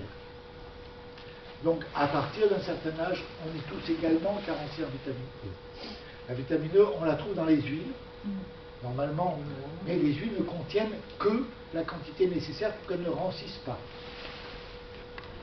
Hein? Sinon, s'il n'y a pas un peu de vitamine E dans l'huile, elle rancit. Et donc, quand vous consommez une huile végétale, de bonne qualité, pressée à froid, etc., vous avez un petit peu de vitamine E, mais elle n'a pas d'effet thérapeutique. Pour qu'elle ait un effet thérapeutique, il faut l'extraire de l'huile pour pouvoir en prendre des quantités suffisantes. Donc ça revient très cher, bien sûr, et ça, c'est un produit de luxe, il faut reconnaître. Et c'est génial parce que ça agit contre les rides et la dégénérescence de la peau et toutes les maladies cutanées. Ça agit en dissolvant, en facilitant la dissolution de toutes les plaques d'athérome et autres à l'intérieur des artères, en diminuant la tension, en remettant les artères à neuf, si c'est associé à la vitamine C. Là, c'est vraiment un truc absolument génial. Hein. Voilà. Et par rapport aux paralysies, hein, on a eu le cas, le cas est cité sur notre site, hein, on a un certain nombre de cas cliniques. Un jeune de 17 ans qui a fait une paralysie, une paraplégie, c'est-à-dire qu'il s'est paralysé du bas du corps, suite soit d'une rougeole virale. Hein. Bon, on rigole. Bon, peu importe. Toujours est-il qu'au bout d'une semaine ou deux, les médecins lui ont dit, bon ben, c'est irréversible, vous resterez paralysé toute votre vie. Les parents paniqués m'ont envoyé un mail. Je leur ai dit, mettez-lui de la vitamine E. On ne peut pas en mettre beaucoup parce qu'évidemment, il était sous anticoagulant. Ça a un effet anticoagulant à dose importante. Toujours est-il qu'il a pris 0,5 ml de vitamine E par jour. C'est très peu. Le lendemain, il était debout. Le surlendemain, il marchait. 2 jours. Donc, système nerveux, c'est pas mal quand même. Ça marche bien. Et naturellement, donc on la trouve, la vitamine E? Dans toutes les huiles. Que dans l'huile? Toutes les huiles contiennent la vitamine E. Pour éviter le rancissement. Sinon, elle rancisse. C'est pour ça que la seule huile qui en contient peu, c'est l'huile de noix. C'est pour ça que l'huile de noix rancit facilement. Les autres huiles ne rancissent pas. Alors la dimension spirituelle, ce que vous disiez tout à l'heure, est capable de comprendre que ce Créateur est d'abord une maman tendre et qui nous aime et qui nous veut en bonne santé et heureux. Donc ça, c'est le message chrétien et c'est important. Alors, peu importe à la limite la spiritualité que vous avez, mais sachez que vous avez une dimension spirituelle qu'il faut s'en occuper. Et vous ne pouvez pas vous permettre de vivre sans cette dimension spirituelle. D'une manière ou d'une autre, il faut la mettre en œuvre. Et je vais vous dire une chose bête. Essayez de prendre conscience de la place que prend chez vous les mondes virtuels, à savoir la télévision, à savoir tout l'ordinateur, à savoir toutes ces choses-là. Il faudrait que dans votre lieu de vie, dans votre lieu spécifique de vie, il y ait autant de place au moins pour la spiritualité. Ça veut dire que je vous conseille impérativement, je vous conseille instamment d'aménager dans votre lieu de vie un endroit pour ça. À une époque, il y avait les églises, on pouvait facilement entrer dans les églises. Aujourd'hui, elles sont toutes fermées. Donc, installez-vous un petit lieu pour prier, pour méditer, peu importe après les symboles que vous utilisez, c'est votre liberté totale. Mais on ne peut pas guérir si on n'entre pas dans cette dimension spirituelle, si on ne prend pas conscience de cette merveilleuse tendresse, de cette merveilleuse bienveillance du Créateur à notre égard. Je vous ai fait merveilleuse, mon beau, c'est pas pour rien. Vous voulez dire qu'entre les 3 sphères, donc les 3 niveaux dont vous avez parlé, le niveau physique, l'âme et le spirituel, ça communique et ça influe l'un sur l'autre? Oui, absolument. Absolument. On va le voir avec la psychosomatique. Voilà, on passe sur un autre chapitre qui est la psychosomatique. Je vais essayer d'aller un peu vite parce que vous avez tous, j'imagine, des notions, non? Plutôt que de manger des bonbons, si on boit de l'eau avec un peu de sirop. Pareil. C'est pas mal. Pas de problème. Donc on va voir maintenant l'organisation du vivant. Et ça c'est un nouveau paradigme, mais qui repart d'avant Pasteur. Vous voyez qu'il faut repartir de Béchamp, des découvreurs des vitamines et tout ça. Et là c'est une ouverture supplémentaire à l'avant Pasteur. Et ça permet réellement d'avancer. C'est la dimension psychosomatique. Le paradigme psychosomatique résulte d'une accumulation d'observations par des scientifiques, d'observation et d'expérimentation. Alors quels sont les précurseurs? Le premier précurseur, c'est Hippocrate, 2 ou 3 siècles avant Jésus-Christ. Hippocrate écrivait, si une femme a un cancer du sein, si elle consulte un médecin, elle meurt 3 ou 4 fois plus vite que si elle ne consulte pas. Bizarre. Bon, soyons sérieux. C'est vrai, hein, Georges Crodec, un psychanalyste élève de Freud, pose en 1917 les bases de la psychosomatique et il établit le clavier des pathologies. C'est-à-dire tel stress donne telle pathologie. Géant. Malheureusement, on ne retrouve pas ces bouquins. Ils sont presque tous périmés et c'est extrêmement difficile de les obtenir. Ensuite, vous avez des gens comme Henri Laborit, un Français, comme Michael Balint, un Anglais, qui vont travailler activement à ça dans les années 50, 1951. À cette époque, on acceptait en médecine officielle d'inclure la dimension psychosomatique.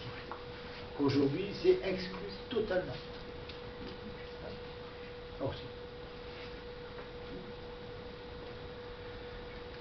1978, le docteur Reich Gerd Hammer est un cancérologue connu nationalement en Allemagne. Il est chef d'une clinique, chef d'un service de cancérologie féminine dans une clinique de Tübingen. Il est riche, il est marié, il a des enfants. Ils sont en vacances sur leur yacht au large de la Corse. Ils font escale dans une petite île. Le prince Emmanuel de Savoie se trouve sur la même île. Il se dispute avec des jeunes au bistrot pendant la nuit. Ensuite, il prend un fusil de gros calibre. Il tire après ces jeunes. Il manque la cible. La balle traverse la coque de 2 ou 3 yachts amarrés sur le port et atterrit dans le ventre du fils de Dirk, du fils de Hammer. Le prince Emmanuel de Savoie va écoper de 48 heures de garde à vue en Corse. Le fils de Hammer est rapatrié par hélicoptère à Tübingen. Il va être immédiatement amputé d'une jambe. Il va subir une dizaine d'opérations jusqu'en décembre et il meurt. Et après cette mort, Hammer développe un cancer du testicule et sa femme un cancer de l'ovaire. Sa femme va mourir de son cancer de l'ovaire. Et lui se fait opérer du cancer de l'ovaire. Il se pose la question, il se dit pourquoi? Pourquoi ce type de cancer? Est-ce qu'il n'y a pas un sens? Et il se met à chercher. Il a à sa disposition 30 ou 40 malades dans son service de sa clinique à Tübingen. Il leur pose la question, est-ce que vous n'avez pas vécu un stress monstrueux quelques semaines, quelques mois avant l'apparition du cancer? 100% de réponses positives. Il en tombe sur le cul quelque part. Il est en même temps radiologue. Il se dit, si c'est quelque chose qui est lié au stress, il y a un reflet dans le cerveau. Il fait faire des scanners cérébraux et il découvre que pour tel type de cancer, il y a telle zone du cerveau qui est touchée. Et à partir de là, il établit véritablement une science rigoureusement exacte. Malheureusement, évidemment, les traitements ne coûtent pas cher du tout. Alors, on se bat contre lui. Il a déjà fait 18 mois de prison à Tübingen, 18 mois de prison à Fresnes, en France. Alors, il faut savoir qu'il est interdit de séjour en France, parce que, évidemment, comme le prince Emmanuel de Savoie n'a jamais été jugé, il garde une dent.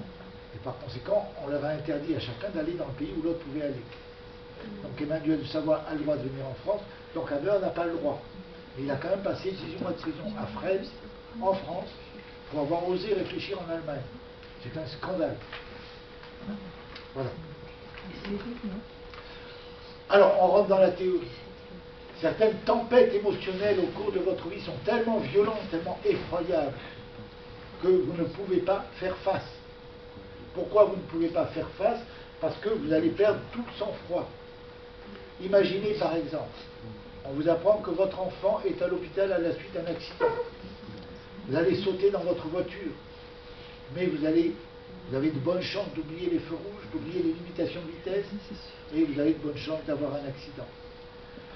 Aussi longtemps que votre fils sera en danger, vous allez oublier de manger, vous allez oublier de dormir, tellement vous êtes en stress. Ce n'est pas compatible avec la vie. Le cerveau va donc se charger de gérer la situation. Et c'est un ordinateur. Comme pour M. Pasteur à l'époque. Il ne sait pas tenir compte des contingences modernes technologiques. Il ne connaît pas. Et par conséquent, il va mettre en route une situation de survie qui s'appelle un cancer ou une pathologie, si vous préférez. Alors je vous propose un exemple simple et courant. La vache laitière, vous pouvez le translater sur la brebis ou sur la chèvre, c'est pareil exactement. Une vache normale, pour son veau, fabrique entre 2 et 5 litres de lait par jour. Ce lait est translucide, c'est-à-dire qu'il est relativement pauvre. Si on veut en faire une vache laitière, il faut lui enlever son veau et le mettre à un endroit où le veau ne peut pas la rejoindre, mais où il va pleurer, parce qu'il n'aura pas sa main. Donc on crée un stress, bien sûr, énorme, monstrueux pour la vache. À partir de ce moment-là, la vache, le cerveau de la vache, va considérer que si son enfant n'est pas capable de venir jusqu'à elle, il est en danger de mort. S'il est en danger de mort, c'est parce qu'il n'a pas assez à manger. Et la vache développe un cancer des mamelles. Chaque fois que vous consommez du lait, du fromage, des yaourts, vous consommez un lait cancéreux. Ça veut dire quoi? Ça veut dire que c'est un lait qui est d'une richesse inouïe en nutriments. C'est pour ça qu'il devient opaque à la lumière. Et ça veut dire que c'est un lait qui est rempli d'amour inconditionnel. C'est la définition même de l'amour inconditionnel. Donc la valeur énergétique, qualitative, vitale de ce lait est absolument merveilleuse. Et grâce à son cancer, la vache ne souffre plus. Elle n'a souffert que momentanément. Donc la production de lait est montée jusqu'à parfois 50 litres par jour. Et sa qualité est très supérieure au lait ordinaire. Donc vous voyez, le mot cancer vous fait peur. Essayez, amusez-vous si vous avez la possibilité de voir des gens qui font du lait, qui font de l'élevage de vaches sur du lait, allez palper les mamelles de ces vaches. Elles sont dures comme de la pierre. Elles vont jusqu'à traîner par terre. Et ça ne les met jamais en danger, parce que les vaches, elles, savent synthétiser la vitamine C. Et ça change complètement la donne. Chez l'être humain, quand le cancer se démonte, ça donne un abcès, c'est effroyable. Chez la vache, ça donne une petite inflammation et l'abcès guérit. Il n'y a même pas d'abcès. Ça donne une mamie. Ça, c'est la différence avec la vitamine C et la vitamine B, ce dont on parlait tout à l'heure. Ce sont ces choses importantes. Donc ça voudrait dire qu'un animal crée une mamie parce qu'il n'a pas réussi à assimiler la vitamine C? Non. Il fait une mamie quand il n'a plus besoin du cancer pour démonter le cancer. Il va garder son cancer aussi longtemps qu'il sera en stress, aussi longtemps qu'on va la traire. S'il n'a plus bébé, évidemment, il n'a plus de danger, il n'a plus de stress et il démonte son cancer et il redevient normal.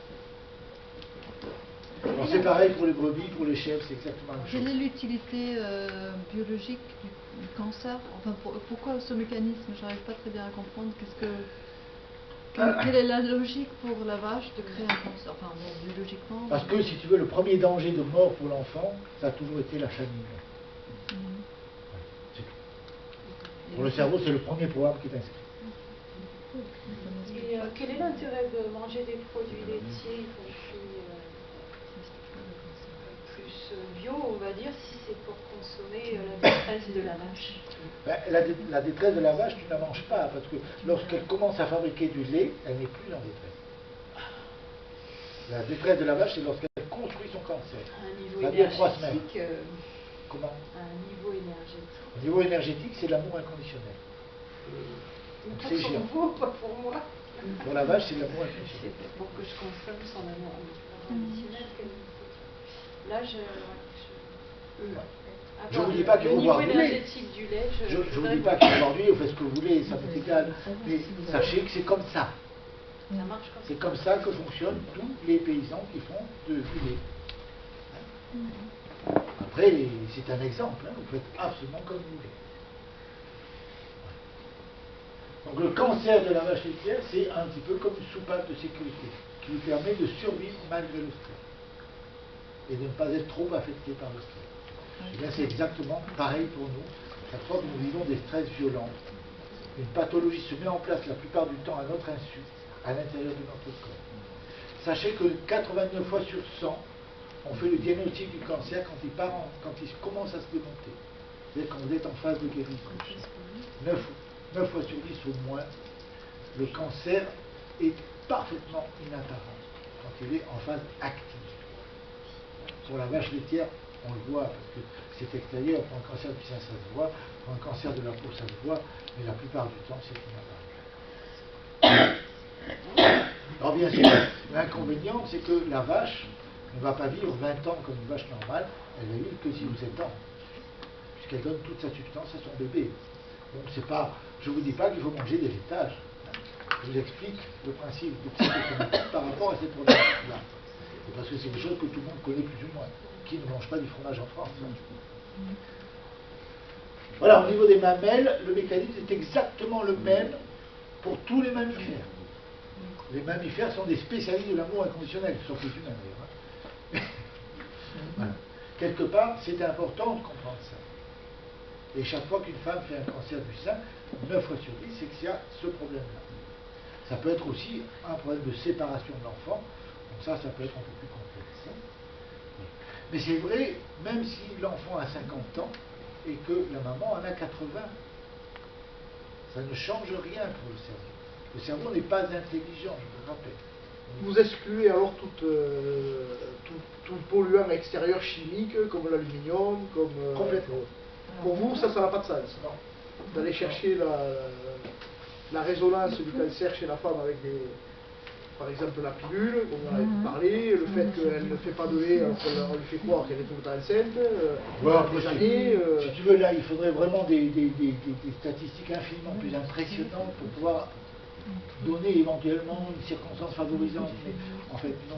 Par contre, ce qu'il faut bien comprendre, c'est que quand on consomme certains aliments, par exemple, si vous êtes inondé d'aluminium, vous devenez autiste. Hein, la caractéristique de l'intoxication à l'aluminium, c'est l'autisme. C'est-à-dire qu'on se replie sur soi. Ça va majorer le risque de cancer, mais tout cancer confondu. Pas forcément le cancer du sein. Non, mais je dis aluminium comme tout ce qui est les crèmes solaires, aussi les nanoparticules. On parle aussi aujourd'hui qu'il y a ces polluants majeurs. La cause extérieure par ces parasites chimiques, que j'appellerais moi. Ça peut fragiliser. Ça fragilise, mais ça ne peut pas être la cause. Ça ne peut pas être la cause du cancer. Le cancer, c'est vraiment la bouée de sauvetage. Ça fragilise le terrain, c'est tout. Après, et ça peut fragiliser aussi au plan psychologique. Hein. Ah oui, n'oubliez pas, ça peut agir sur le plan psychologique. Voilà. Toutes les pathologies, sans aucune exception, à part les carences en vitamines ou les empoisonnements, sont liées à ce type de processus. Et ça, Hammer l'a démontré de manière rigoureusement scientifique. C'est vrai donc pour les tumeurs, c'est vrai pour les caries dentaires, le cancer de l'os qui est une carie de l'os, le cancer du muscle qui est une carie du muscle, le lipome, hein, c'est une carie du tissu sous-cutané et qui se répare de manière exubérante après. C'est vrai pour les troubles hormonaux, l'hyperthyroïdie, l'hypothyroïdie. Hein. Tchernobyl, vous savez, hein, ce serait l'iode radioactif dans l'air qui aurait provoqué les cancers de la thyroïde dans la vallée du Rhône. Le seul problème, c'est que ça s'est déclenché au moment où les autorités françaises ont expliqué que le nuage de Tchernobyl s'arrêtait à la frontière. Oui. Ce jour-là, les gens ont enfin compris qu'on se foutait de leur gueule. Et donc, du coup, pour leur cerveau, il fallait absolument partir le plus loin possible, le plus vite possible. Donc, cancer de la thyroïde pour pouvoir agir plus vite, pour pouvoir courir plus vite. Hein? Et après, on guérissait ces gens-là avec des injections d'iode radioactif à dose massive, des millions de fois plus que ce qu'il y avait dans l'atmosphère, en intraveineux. Donc bien sûr qu'il y a quelque chose qui ne colle pas dans l'histoire. C'était efficace, hein, d'ailleurs. Les troubles sensoriels, c'est pareil. Hein, vous devenez sourd, vous devenez aveugle, il y a une raison, allez la chercher. C'est toujours psychosomatique. Sauf peut-être la presbytie, qui est une dégénérescence liée à un manque de vascularisation de l'œil et donc manque de vitamine C à l'intérieur de l'œil. La presbytie, si vous mettez de la vitamine C diluée dans l'œil tous les jours, vous la guérissez. Et il faut le faire tout le temps, toute la vie. C'est un peu astreignant et le problème c'est que la vitamine C elle tâche. Donc, si vous en faites tomber sur les tricots, ça fait des taches noires, c'est un peu chiant. Oui. Et les acouphènes? Pareil. Il y a des causes psychologiques. Les acouphènes, c'est soit que tu veux entendre quelque chose qu'on chuchote, soit que tu veux mettre une barrière, un paravent acoustique à quelque chose. Il y a une histoire de secret derrière. Les paralysies, on a vu avec Pasteur, les scléroses en plaques, pour être sûr qu'il y a un conflit de déplacement derrière. Et même la dépression nerveuse, et même la schizophrénie. Comme je vous disais tout à l'heure, même le mongolisme peut guérir. En fait, il n'y a pas de limite. Vous avez dit la sclérose en plaques, le déplacement? C'est un conflit de déplacement aussi. Le problème de la sclérose en plaques, c'est que, quelque part, si elles guérissent, les gens qui ont une sclérose en plaques, lorsqu'ils guérissent, ils perdent leurs avantages. Et donc, ils repartent. C'est l'histoire de Joe Chasseur, je ne sais pas si vous... Bref. Si je rentre là-dedans, on n'en finit pas. Si vous voulez finir rapidement, il faut quand même avancer. Bon. On a le temps, on a le temps. Oui.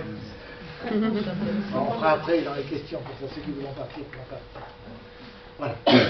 Une partie incontournable de votre travail de guérison relève de votre esprit. Vous avez, si vous comparez à un avion où il y a un pilote automatique qui est vraiment performant, eh bien, quelque part, votre cerveau, c'est le pilote automatique. Mais le commandant de bord, c'est votre esprit. L'avion, il a des informations qui lui sont données par tous les cadrans qui sont dans le cockpit. Vous avez déjà vu les cockpits d'avion, c'est hallucinant. Hein, il y a des cadrans partout. Vous aussi, vous avez des tonnes d'informations qui arrivent à votre cerveau. Vous avez telle douleur, telle démangeaison, telle courbature, telle crampe, telle fatigue, telle ci, telle mi. Tout ça, c'est les voyants du cockpit. Et puis, le long de son trajet, l'avion, il a des informations, des tours de contrôle. C'est pareil pour vous. Dans votre travail de guérison, vous allez rencontrer des gens qui vont pouvoir vous donner des informations, qui se disent thérapeutes. Les toubibs, les naturopathes, les ostéopathes, ce que vous voulez. Hein. Bon, vous allez rencontrer ces gens-là, et c'est normal. Mais celui qui guérit, c'est votre esprit. C'est le commandant de bord. Celui qui dirige l'avion, qui va décider de faire telle ou telle chose, c'est votre esprit. Et ça, c'est important de comprendre une chose aussi. C'est fondamental. Si vous n'avez pas des raisons sérieuses de guérir, et si vous n'avez pas des buts, vous pouvez toujours courir, vous ne pouvez pas guérir. À quoi bon guérir si vous n'avez pas quelque chose à faire? Cherchez d'abord, avant de chercher à guérir, cherchez à quoi bon vivre. Qu'est-ce qui vous ferait vraiment envie ici-bas? Reprogrammez votre cerveau pour aller dans le sens qui vous donne vraiment envie, qui vous fait vibrer. Et à partir de ce moment-là, vous pourrez vraiment mettre en œuvre un travail de guérison. Et le seul vrai thérapeute, c'est vous-même. Les thérapeutes autour de vous, c'est les tours de contrôle. C'est pas eux qui décident.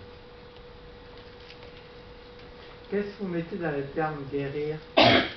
Revenir à la santé. Oui, mais ça ne veut pas dire éradiquer. Éradiquer quoi? La pathologie, la maladie. Si tu veux, le processus de pathologie, il évolue sur deux phases. Il y a une phase de construction du processus cancéreux, qui peut être une carie ou une tumeur, et il y a la phase de démontage. Et puis tu as la phase de normale, qui n'a ni pathologie ni maladie. Parce que guérir, c'est mettre au garage. Oui. Mettre à une case. Non, justement. Étymologiquement. Oui. Je ne sais pas, j'ai jamais entendu cette comparaison. Je sais pas. Moi, ça vient de l'allemand garer. D'accord. C'est ça. Moi, je crois que guérir, c'est retrouver le sens de la vie, retrouver le goût de la vie. Et pas se mettre au garage, seulement pas. C'est mettre le problème dans un endroit et vivre avec ou en sachant où il est. Alors vivre avec, c'est la pathologie. Nous avons en permanence entre 20 et 50 cancers actifs. Et nous vivons avec très bien, parce que nous ne savons pas. C'est pour ça qu'il ne faut jamais faire de dépistage. Le jour où vous faites un dépistage, là, vous rentrez en l'horreur. Vous allez à la prison, monsieur. C'est pas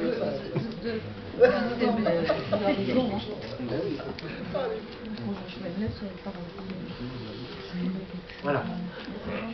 Donc jamais de dépistage. En général, quand j'avais encore le droit de donner des conférences librement, je terminais toujours en me mettant à genoux devant. Je vais le faire.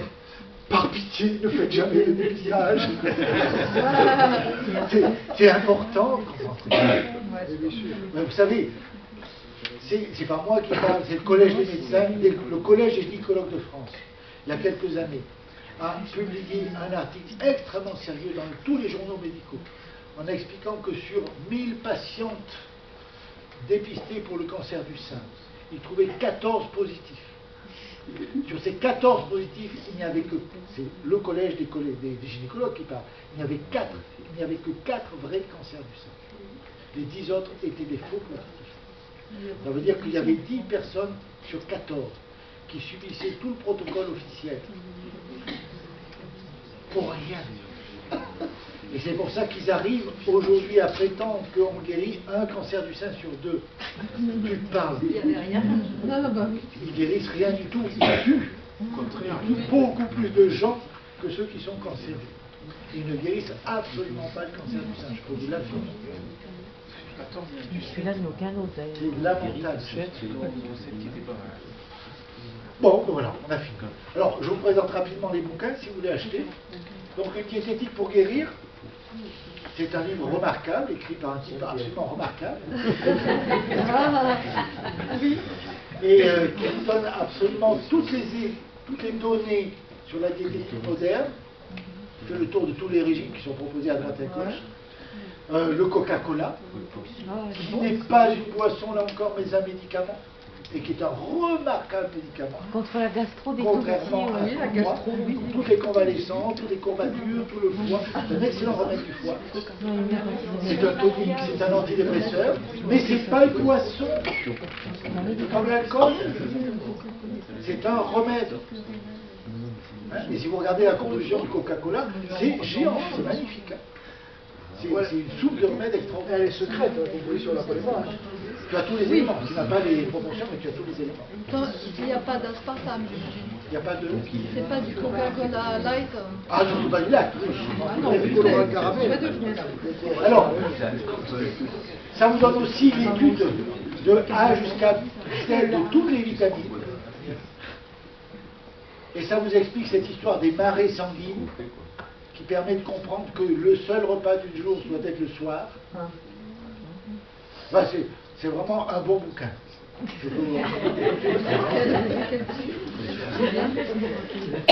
Le maladie, c'est une approche de la psychosomatique.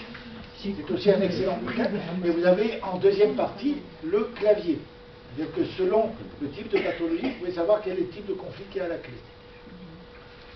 C'est pas mal. Les microzymas, c'est le bouquin de Deschamps résumé. J'ai éradiqué tous les conflits avec Pasteur, mais je vous ai laissé absolument tous les protocoles expérimentaux, ce qui vous permet, si vous le voulez, de les reproduire. C'est pas si difficile que ça. Il suffit d'avoir un bon microscope pour vérifier après l'arrivée. Bon. C'est tellement compliqué que j'ai fait donc le résumé au lieu de plus de 1000 pages, vous avez plus que 100 pages, et vous avez en plus 10 pages du résumé du résumé. Heureusement, parce que pour les... Mais quelque part, c'est une Bible, quelque part. C'est un livre qu'il faut utiliser comme une Bible. Chaque fois que vous avez un problème réellement scientifique, biologique, allez chercher là-dedans, vous aurez les réponses. Je ne vous dis pas de lire la première page. Moi, j'ai mis 2 ans pour faire le résumé. Et je vous assure que c'était dur. Je n'ai pas fait le résumé. L'esprit au service de la guérison. Si vous avez compris, c'est important l'esprit d'y donner sa place. Bon, nous sommes chrétiens orthodoxes, Brigitte et moi, et donc on part plutôt de cette dialectique-là, de ce paradigme-là. C'est un paradigme où on est beaucoup plus fasciné par la gloire et la transfiguration que par la souffrance. C'est une religion, quelque part, qui ne condamne pas, qui ne s'autorise pas le droit de refuser l'absolution à quelqu'un, qui ne s'autorise pas le droit de condamner ou de priver quelqu'un des sacrements. C'est quand même assez exceptionnel. Voilà. Mais je crois que le paradigme chrétien est un plus par rapport aux autres paradigmes spirituels, ou la religion chrétienne si vous préférez, même si elle a été complètement déformée chez les cathos, pour une raison très simple, c'est que c'est le seul grand maître qui ait passé son temps à guérir pendant son ministère. Quel est le lien pour toi entre les orthodoxes et les égyptiens et leur symbole de la croix en? Là, il faut lire. Là, je peux pas. Là, souvent, on est juste à ça. Mais à mon avis, oui, on est des descendants, on est On peut dire qu'on est des judéo-chrétiens, mais on peut dire qu'on est des égypto-judéo-chrétiens. C'est une continuité historique. Les vaccins, donc c'est ce qui m'a valu ma radiation à vie. Et puis un beau jour, je me suis rendu compte qu'en fait, à force d'être anti-vaccin, j'étais responsable de complications chez les enfants. Parce que les parents se crispaient par rapport aux vaccinations et ils devenaient diabétiques. Et les enfants aussi. Et donc j'ai revu la copie. Et j'ai repris la question sans violence, mais de façon beaucoup plus froide, beaucoup plus flegmatique, en prenant chaque vaccin les uns après les autres, en expliquant le pour et le contre, et au final en expliquant que finalement, si on consomme beaucoup de vitamine C, si on peut arriver à obtenir qu'on ne commence les vaccins qu'après la fin du 9e mois, c'est pas si grave que ça. On arrive à prendre le dessus. Nos microzymas sont capables de prendre le dessus. Donc, peut-être ne pas dramatiser trop la problématique des vaccins. Alors, comme vous voyez, le troupeau, ici, est absolument remarquable, puisque le vaccin, c'est une médecine de troupeau, et donc, c'est une médecine de troupeau appliquée aux humains. Et donc, vous viendrez regarder la photo de près. Ce sont des photos qui sont faites par un photographe anglais, qui fait des photos de nuit, qui sont absolument remarquables. Ce sont des humains, à quatre pattes. Hein, ah bon? Ouais, c'est pas mal. Regardez le trait, c'est très joli. Ah oui. Là, je vous en ai pas amené. C'est dommage. C'est dommage. Ouais. Bon. Ouais. Et j'en ai pas avec la château. Donc ça, c'est l'histoire d'un médecin australien qui a été confronté à la problématique de la mort subite du nourrisson. Et une problématique dramatique, puisque c'était jusqu'à 50% de morts chez les nouveau-nés avant 6 mois. Et donc il sortait de l'université, il était responsable d'un petit hôpital de Bruce, et au bout de quelques années, comme ses confrères disaient, c'est parce que les femmes aborigènes sont bêtes, et puis c'est tout, il ne cherchait pas d'autres explications, et lui n'acceptait pas cette explication stupide, et par conséquent, il a cherché, il ne trouvait pas. Et puis il finit par en avoir marre de ce métier où il ne peut rien faire pour ses enfants, et il démissionne pour devenir chercheur d'opale. Et la veille de son départ, il reçoit un dernier enfant en train d'agoniser, et là, en désespoir de cause, il envoie à la ville voisine voir un vieux médecin près de la retraite qui était neuropsychiatre. Et ce neuropsychiatre connaissait parfaitement la maladie de Barlow, c'est-à-dire le scorbut de l'enfant. Dès qu'il a vu arriver l'enfant, il a pris une seringue, il a rempli de vitamine C, il lui a fait une piqûre dans les fesses et il a renvoyé l'enfant guéri à Calo-Kérimède. Donc 2 heures après, l'enfant était parfaitement guéri. À partir de là, Calo-Kérimède est parti pour faire chercheur d'opale et il a expérimenté la chose sur les gens qu'il a pu rencontrer le long de ses pérégrinations. Il raconte tout ça dans son bouquin. Et puis un beau jour, il est témoin involontaire d'un meurtre collectif. Et une équipe de chercheurs assassine une autre équipe pour récupérer son butin d'opale. Et ces assassins ont constaté qu'il était témoin et donc le cherchent pour le tuer. Et la seule solution qui s'offre à lui, c'est de retourner et de retrouver son boulot de médecin d'avant. Donc il abandonne son métier de chercheur d'opale, il revient dans son premier hôpital, il retrouve du boulot, on le réembauche, et là, il passe d'une mortalité infantile de 50% à 0% en complémentant simplement les enfants avec de la vitamine C. Et ça marche pendant quelques temps, il commence à donner des conférences un peu partout dans le monde par rapport à cette découverte, évidemment pas aux médecins officiels qui le refusent de l'entendre. Et puis un jour, il est en conférence, je ne sais plus, aux États-Unis, et il reçoit un télégramme de son remplaçant qui lui dit les enfants recommencent à mourir. Donc il lâche tout. Il laisse tout tomber, la conférence, il prend le premier avion, il rentre en Australie pour se rendre à l'évidence. Effectivement, les enfants recommençaient à mourir malgré la supplémentation en vitamine C. Et il va passer des semaines à chercher, à comprendre, à tout essayer. Et il ne trouve pas. Et une nuit, il est chez son frère qui est radiologue, ils ont soupé ensemble, et bien sûr pour discuter de ce problème. Et la nuit avance, et lui, il est en super stress, il ne veut pas se coucher. Donc son frère n'en peut plus, il va se coucher, il reste seul sur la terrasse, il fait les 100 pas sur la terrasse, et puis tout d'un coup, la lampe qui s'éclaire comme dans Tintin. On venait de commencer les vaccinations systématiques et obligatoires en Australie. Ça veut dire que les rations de vitamine C étaient devenues totalement insuffisantes. Parce que chaque stress multiplie par 2 les besoins en vitamine C. Et un vaccin, c'est 5 ou 6 stress en même temps. Il y a l'aluminium, il y a la piqûre, c'est hallucinant. Voilà. Donc ce bouquin est remarquable. Alors, je vous préviens, si vous l'achetez, si vous le commandez. Alors, tout ce que vous commandez aujourd'hui, tous ceux qui sont ici, qui commandent des vitamines ou n'importe quoi, je vous fais cadeau des frais de port. Hein. Donc, il suffit que vous m'envoyez un mail ou n'importe quoi, et vous aurez des trucs sans frais de port. Précisez, vous étiez ici à la conférence. Hein. Voilà. Donc, si vous achetez ce bouquin, je vous préviens, il est très mal fait. Il y a des pages sur les tâches très vite. C'est dommage. Voilà, c'est comme ça. J'y peux rien, c'est un... Ça a été un mauvais article. Alors vous avez droit à plusieurs conférences. C'est un livre qui a été écrit en anglais aussi ou... Comment? Il a été écrit en anglais aussi? À la base, oui, c'est moi qui ai traduit l'anglais. C'est vous qui l'avez... Ah oui, d'accord. Alors vous avez plusieurs conférences à votre disposition. Il y en a 3 qui ont été faites par les Debowska, je ne sais pas, certains d'entre vous connaissent sans doute. Alors c'est des conférences où vraiment il n'y a rien, hein, comme aujourd'hui. C'est la conférence brute de décoffrage. Hein, ils ne coupent pas, ils font pas de... Ils vous donnent la conférence comme ça. Donc il y en a un certain nombre qui sont intéressantes. C'est pareil, vous pouvez les commander à l'Institut. J'en ai pas amené de celle de Debowska, mais par contre celle que j'ai amenée, c'est celle qui concerne comment changer le cours de votre vie. Elle est là. Alors, vous avez un chaudron en première page. Donc celle-là, c'est mon fiston qui est cinéaste qui l'a réalisé, qui m'a donc interviewé. Elle dure un peu plus d'1 heure et elle est illustrée. Il a remarquablement illustré avec des images de trains, d'avions, c'est absolument géant, ça se regarde très facilement. Et vous avez le mode d'emploi.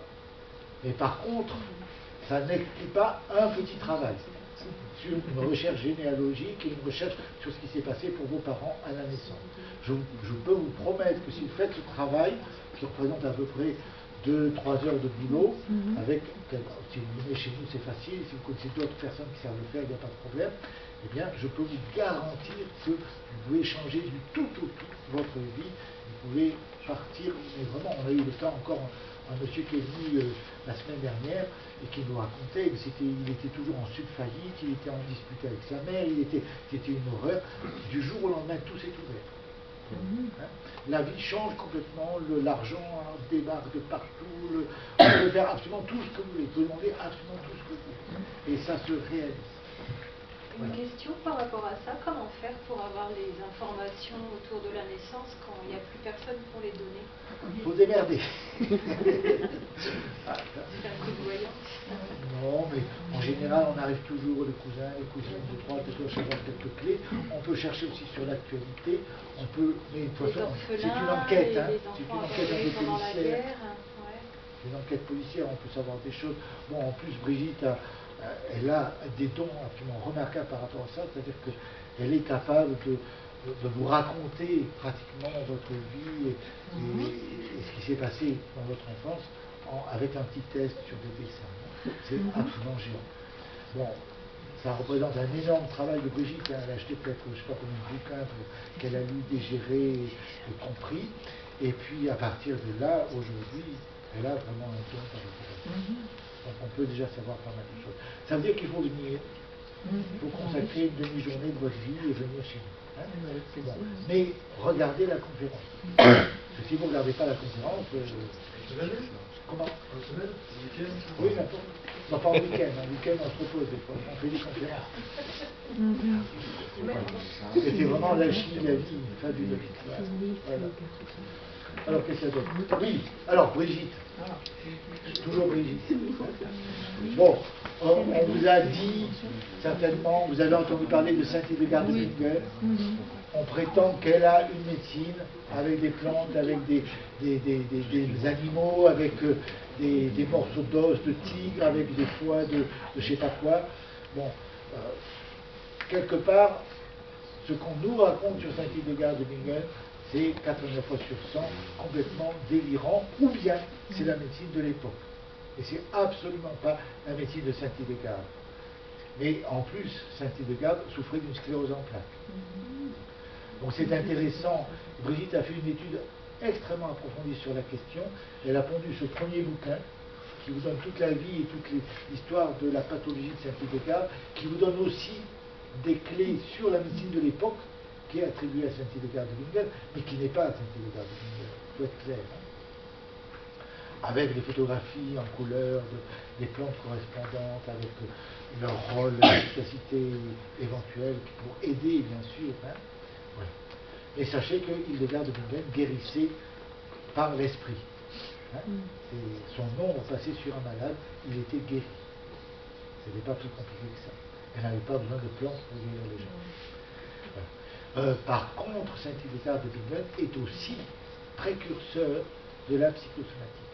Déjà au XIIe siècle, elle avait démontré à quel point le spirituel, l'affectif et le corporel étaient liés.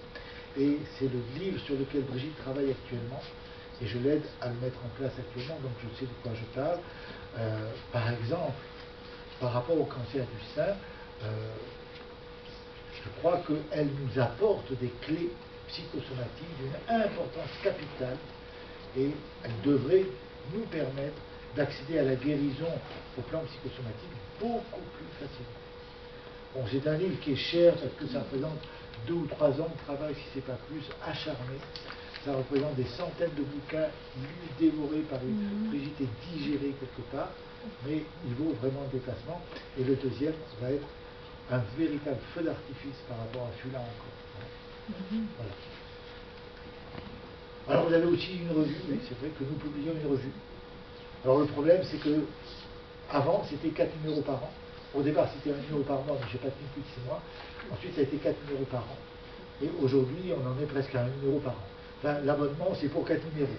Hein, peu importe le temps entre lequel vous avez droit à 4 numéros si vous êtes abonné. Hein.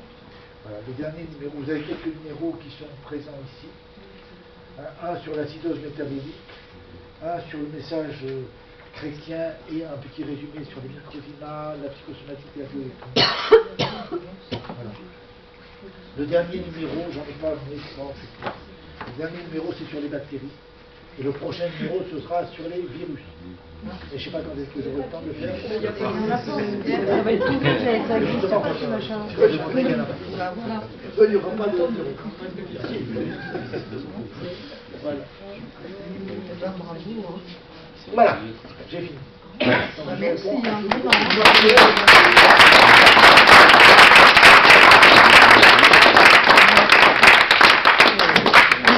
Alors moi j'ai une question, c'est quoi l'histoire de Joe le Chasseur?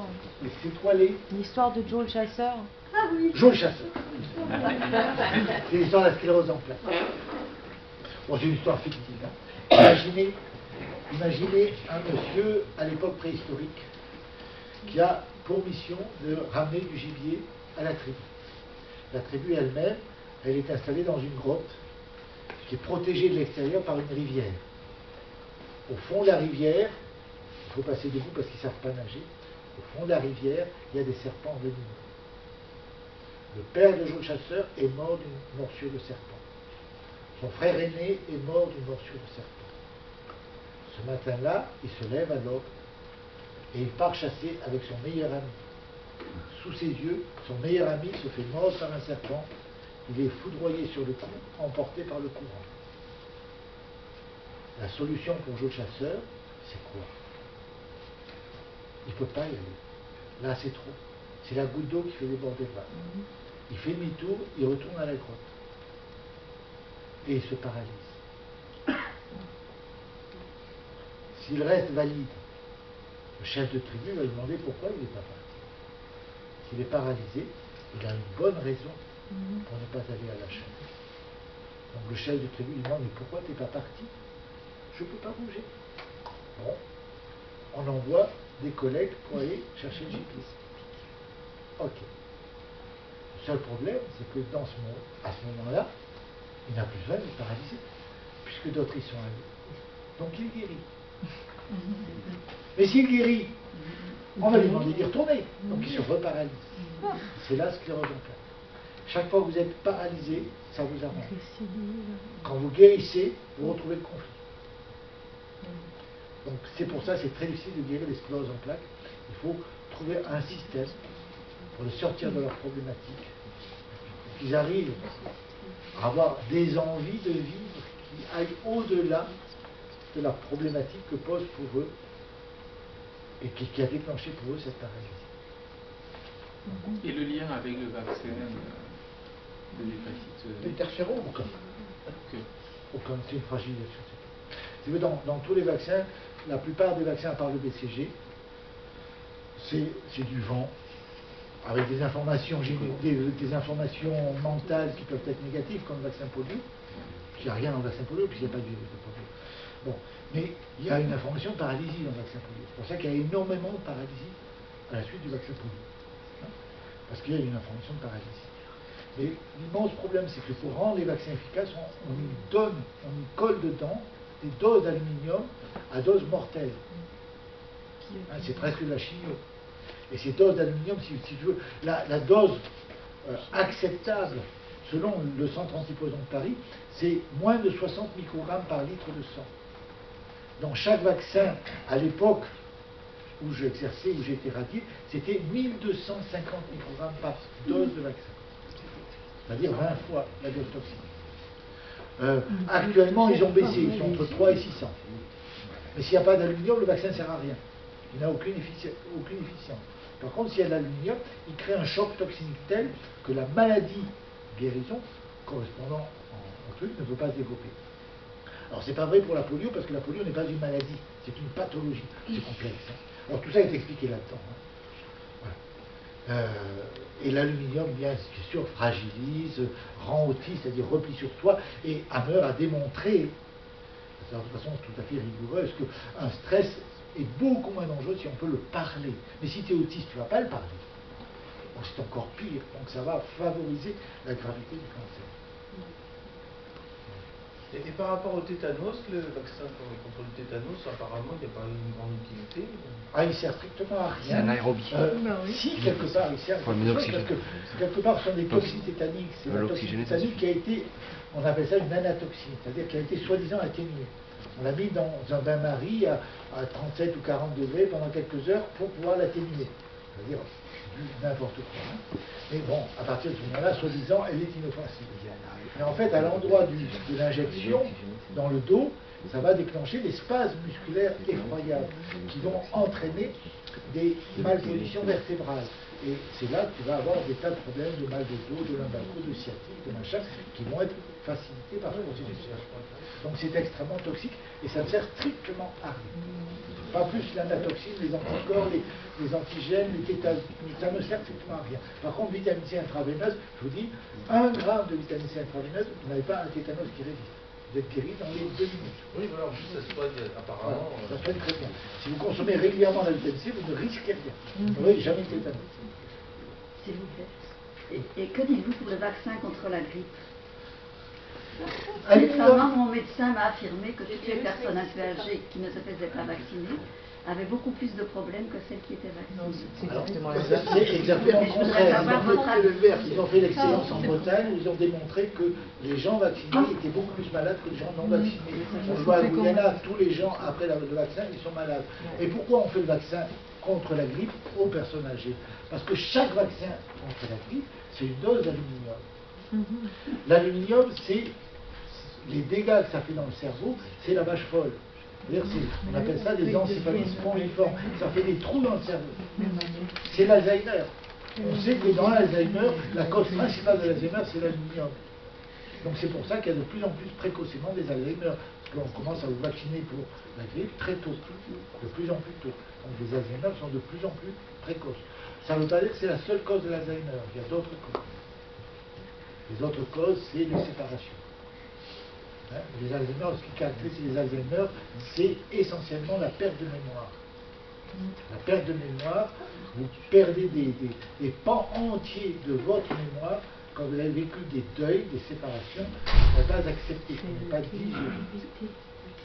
Mais alors, le virus de la grippe, il existe ou il n'existe pas? Non, il n'y en a pas. Alors, en prenant de la vitamine C, on peut se protéger de... On ne se protège pas.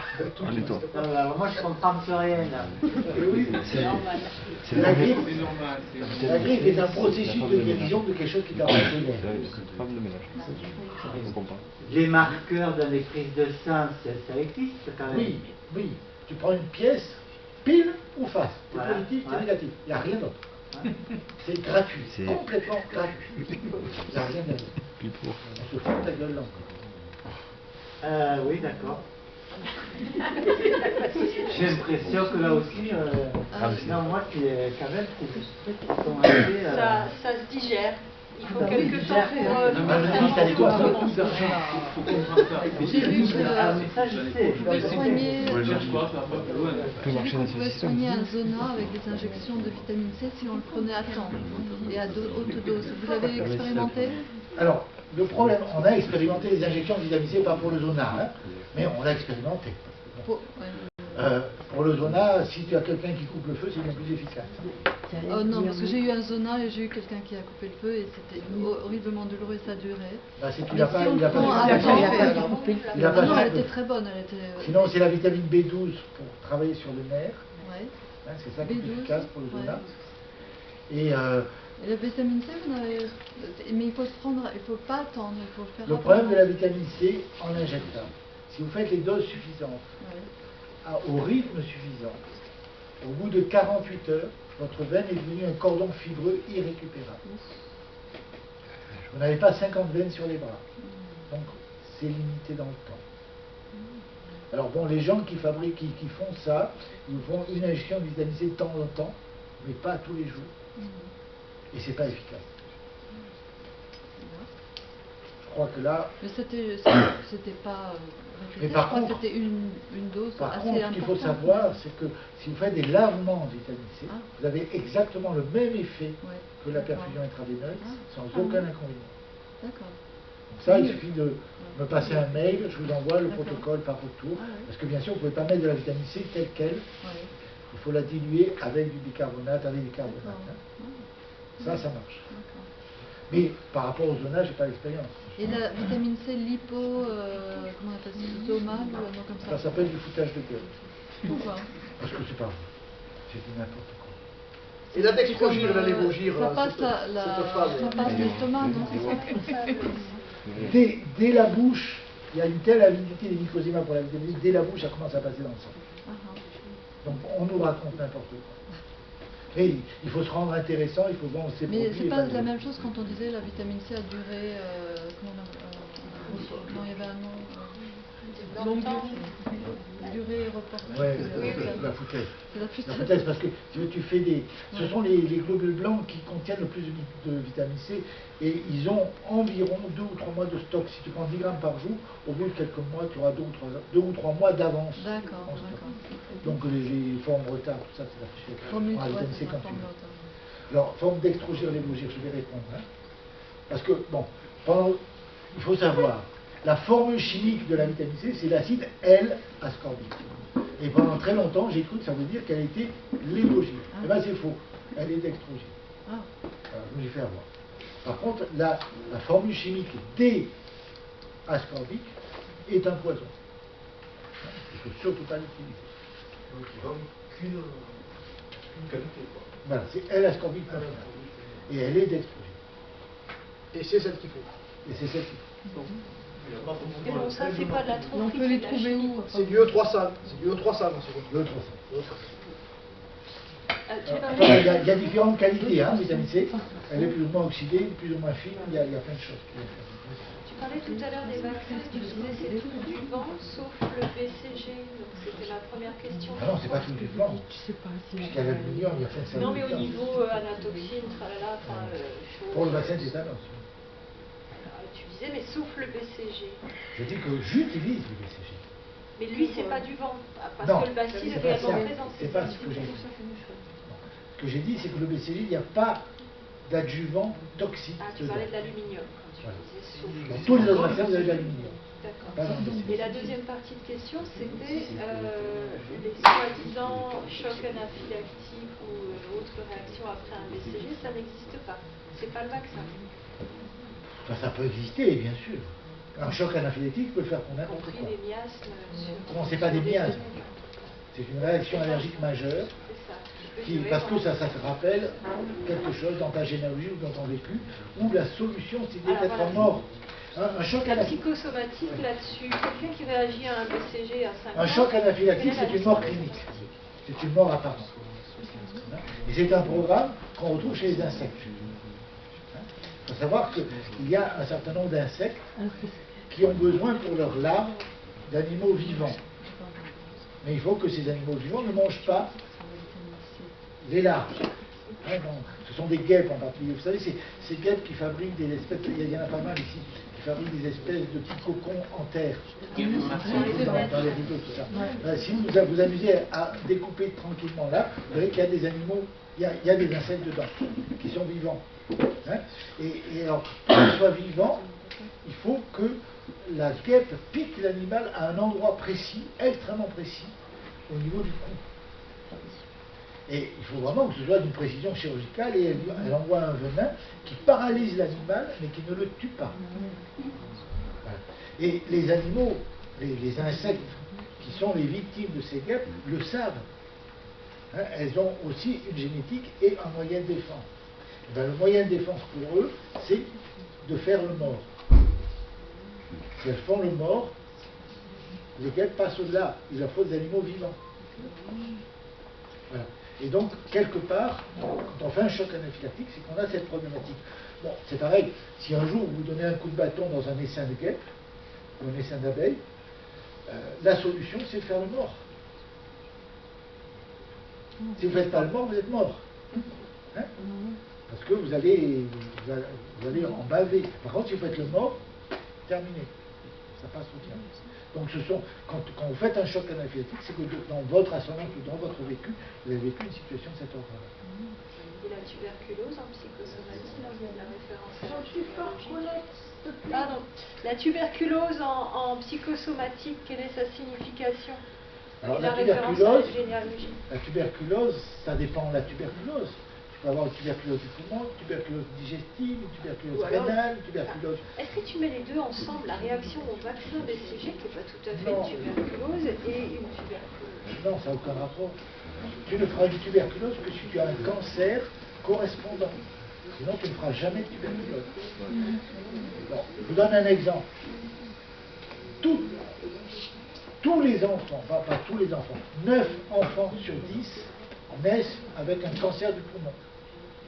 Parce qu'au moment de l'accouchement, ils ont vécu une mort, ils ont eu peur de mourir. Et par conséquent, pour le cerveau, la mort, c'est perdre le souffle. Pour avoir plus de souffle, il faut avoir un poumon turbo. Donc un cancer du poumon. Ces enfants, ce sont ce que les homéopathes appellent des tuberculémiques. Ils vont développer une primo-infection tuberculeuse entre 2 et 10 ans. Si on leur fait un BCG, ils la développent tout de suite, au moment du BCG. Si le BCG est fait avant 9 mois, l'enfant est en souci de croissance majeure, et c'est vraiment pas le moment. Si je fais après 9 mois, c'est pas trop grave. Donc si tu veux, quelque part, le vaccin va stimuler les microdima pour faire le démontage de ce cancer. Mais ça ne sert à rien. Ce n'est pas le vaccin qui va faire quelque chose. Il n'apporte pas d'immunité, entre guillemets. Il stimule le travail des guérisseurs.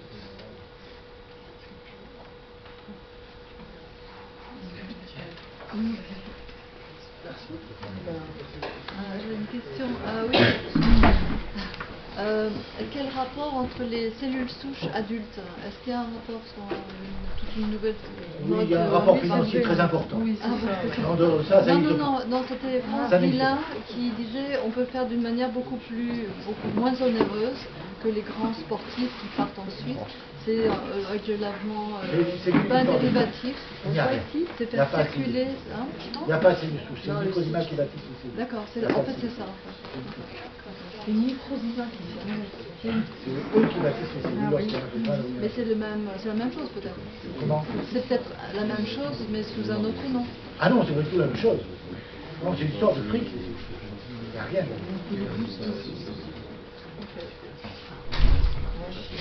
Merci beaucoup. Voilà. Merci d'avoir eu la patience d'écouter jusqu'à maintenant. Alors, donc, tous ceux qui commandent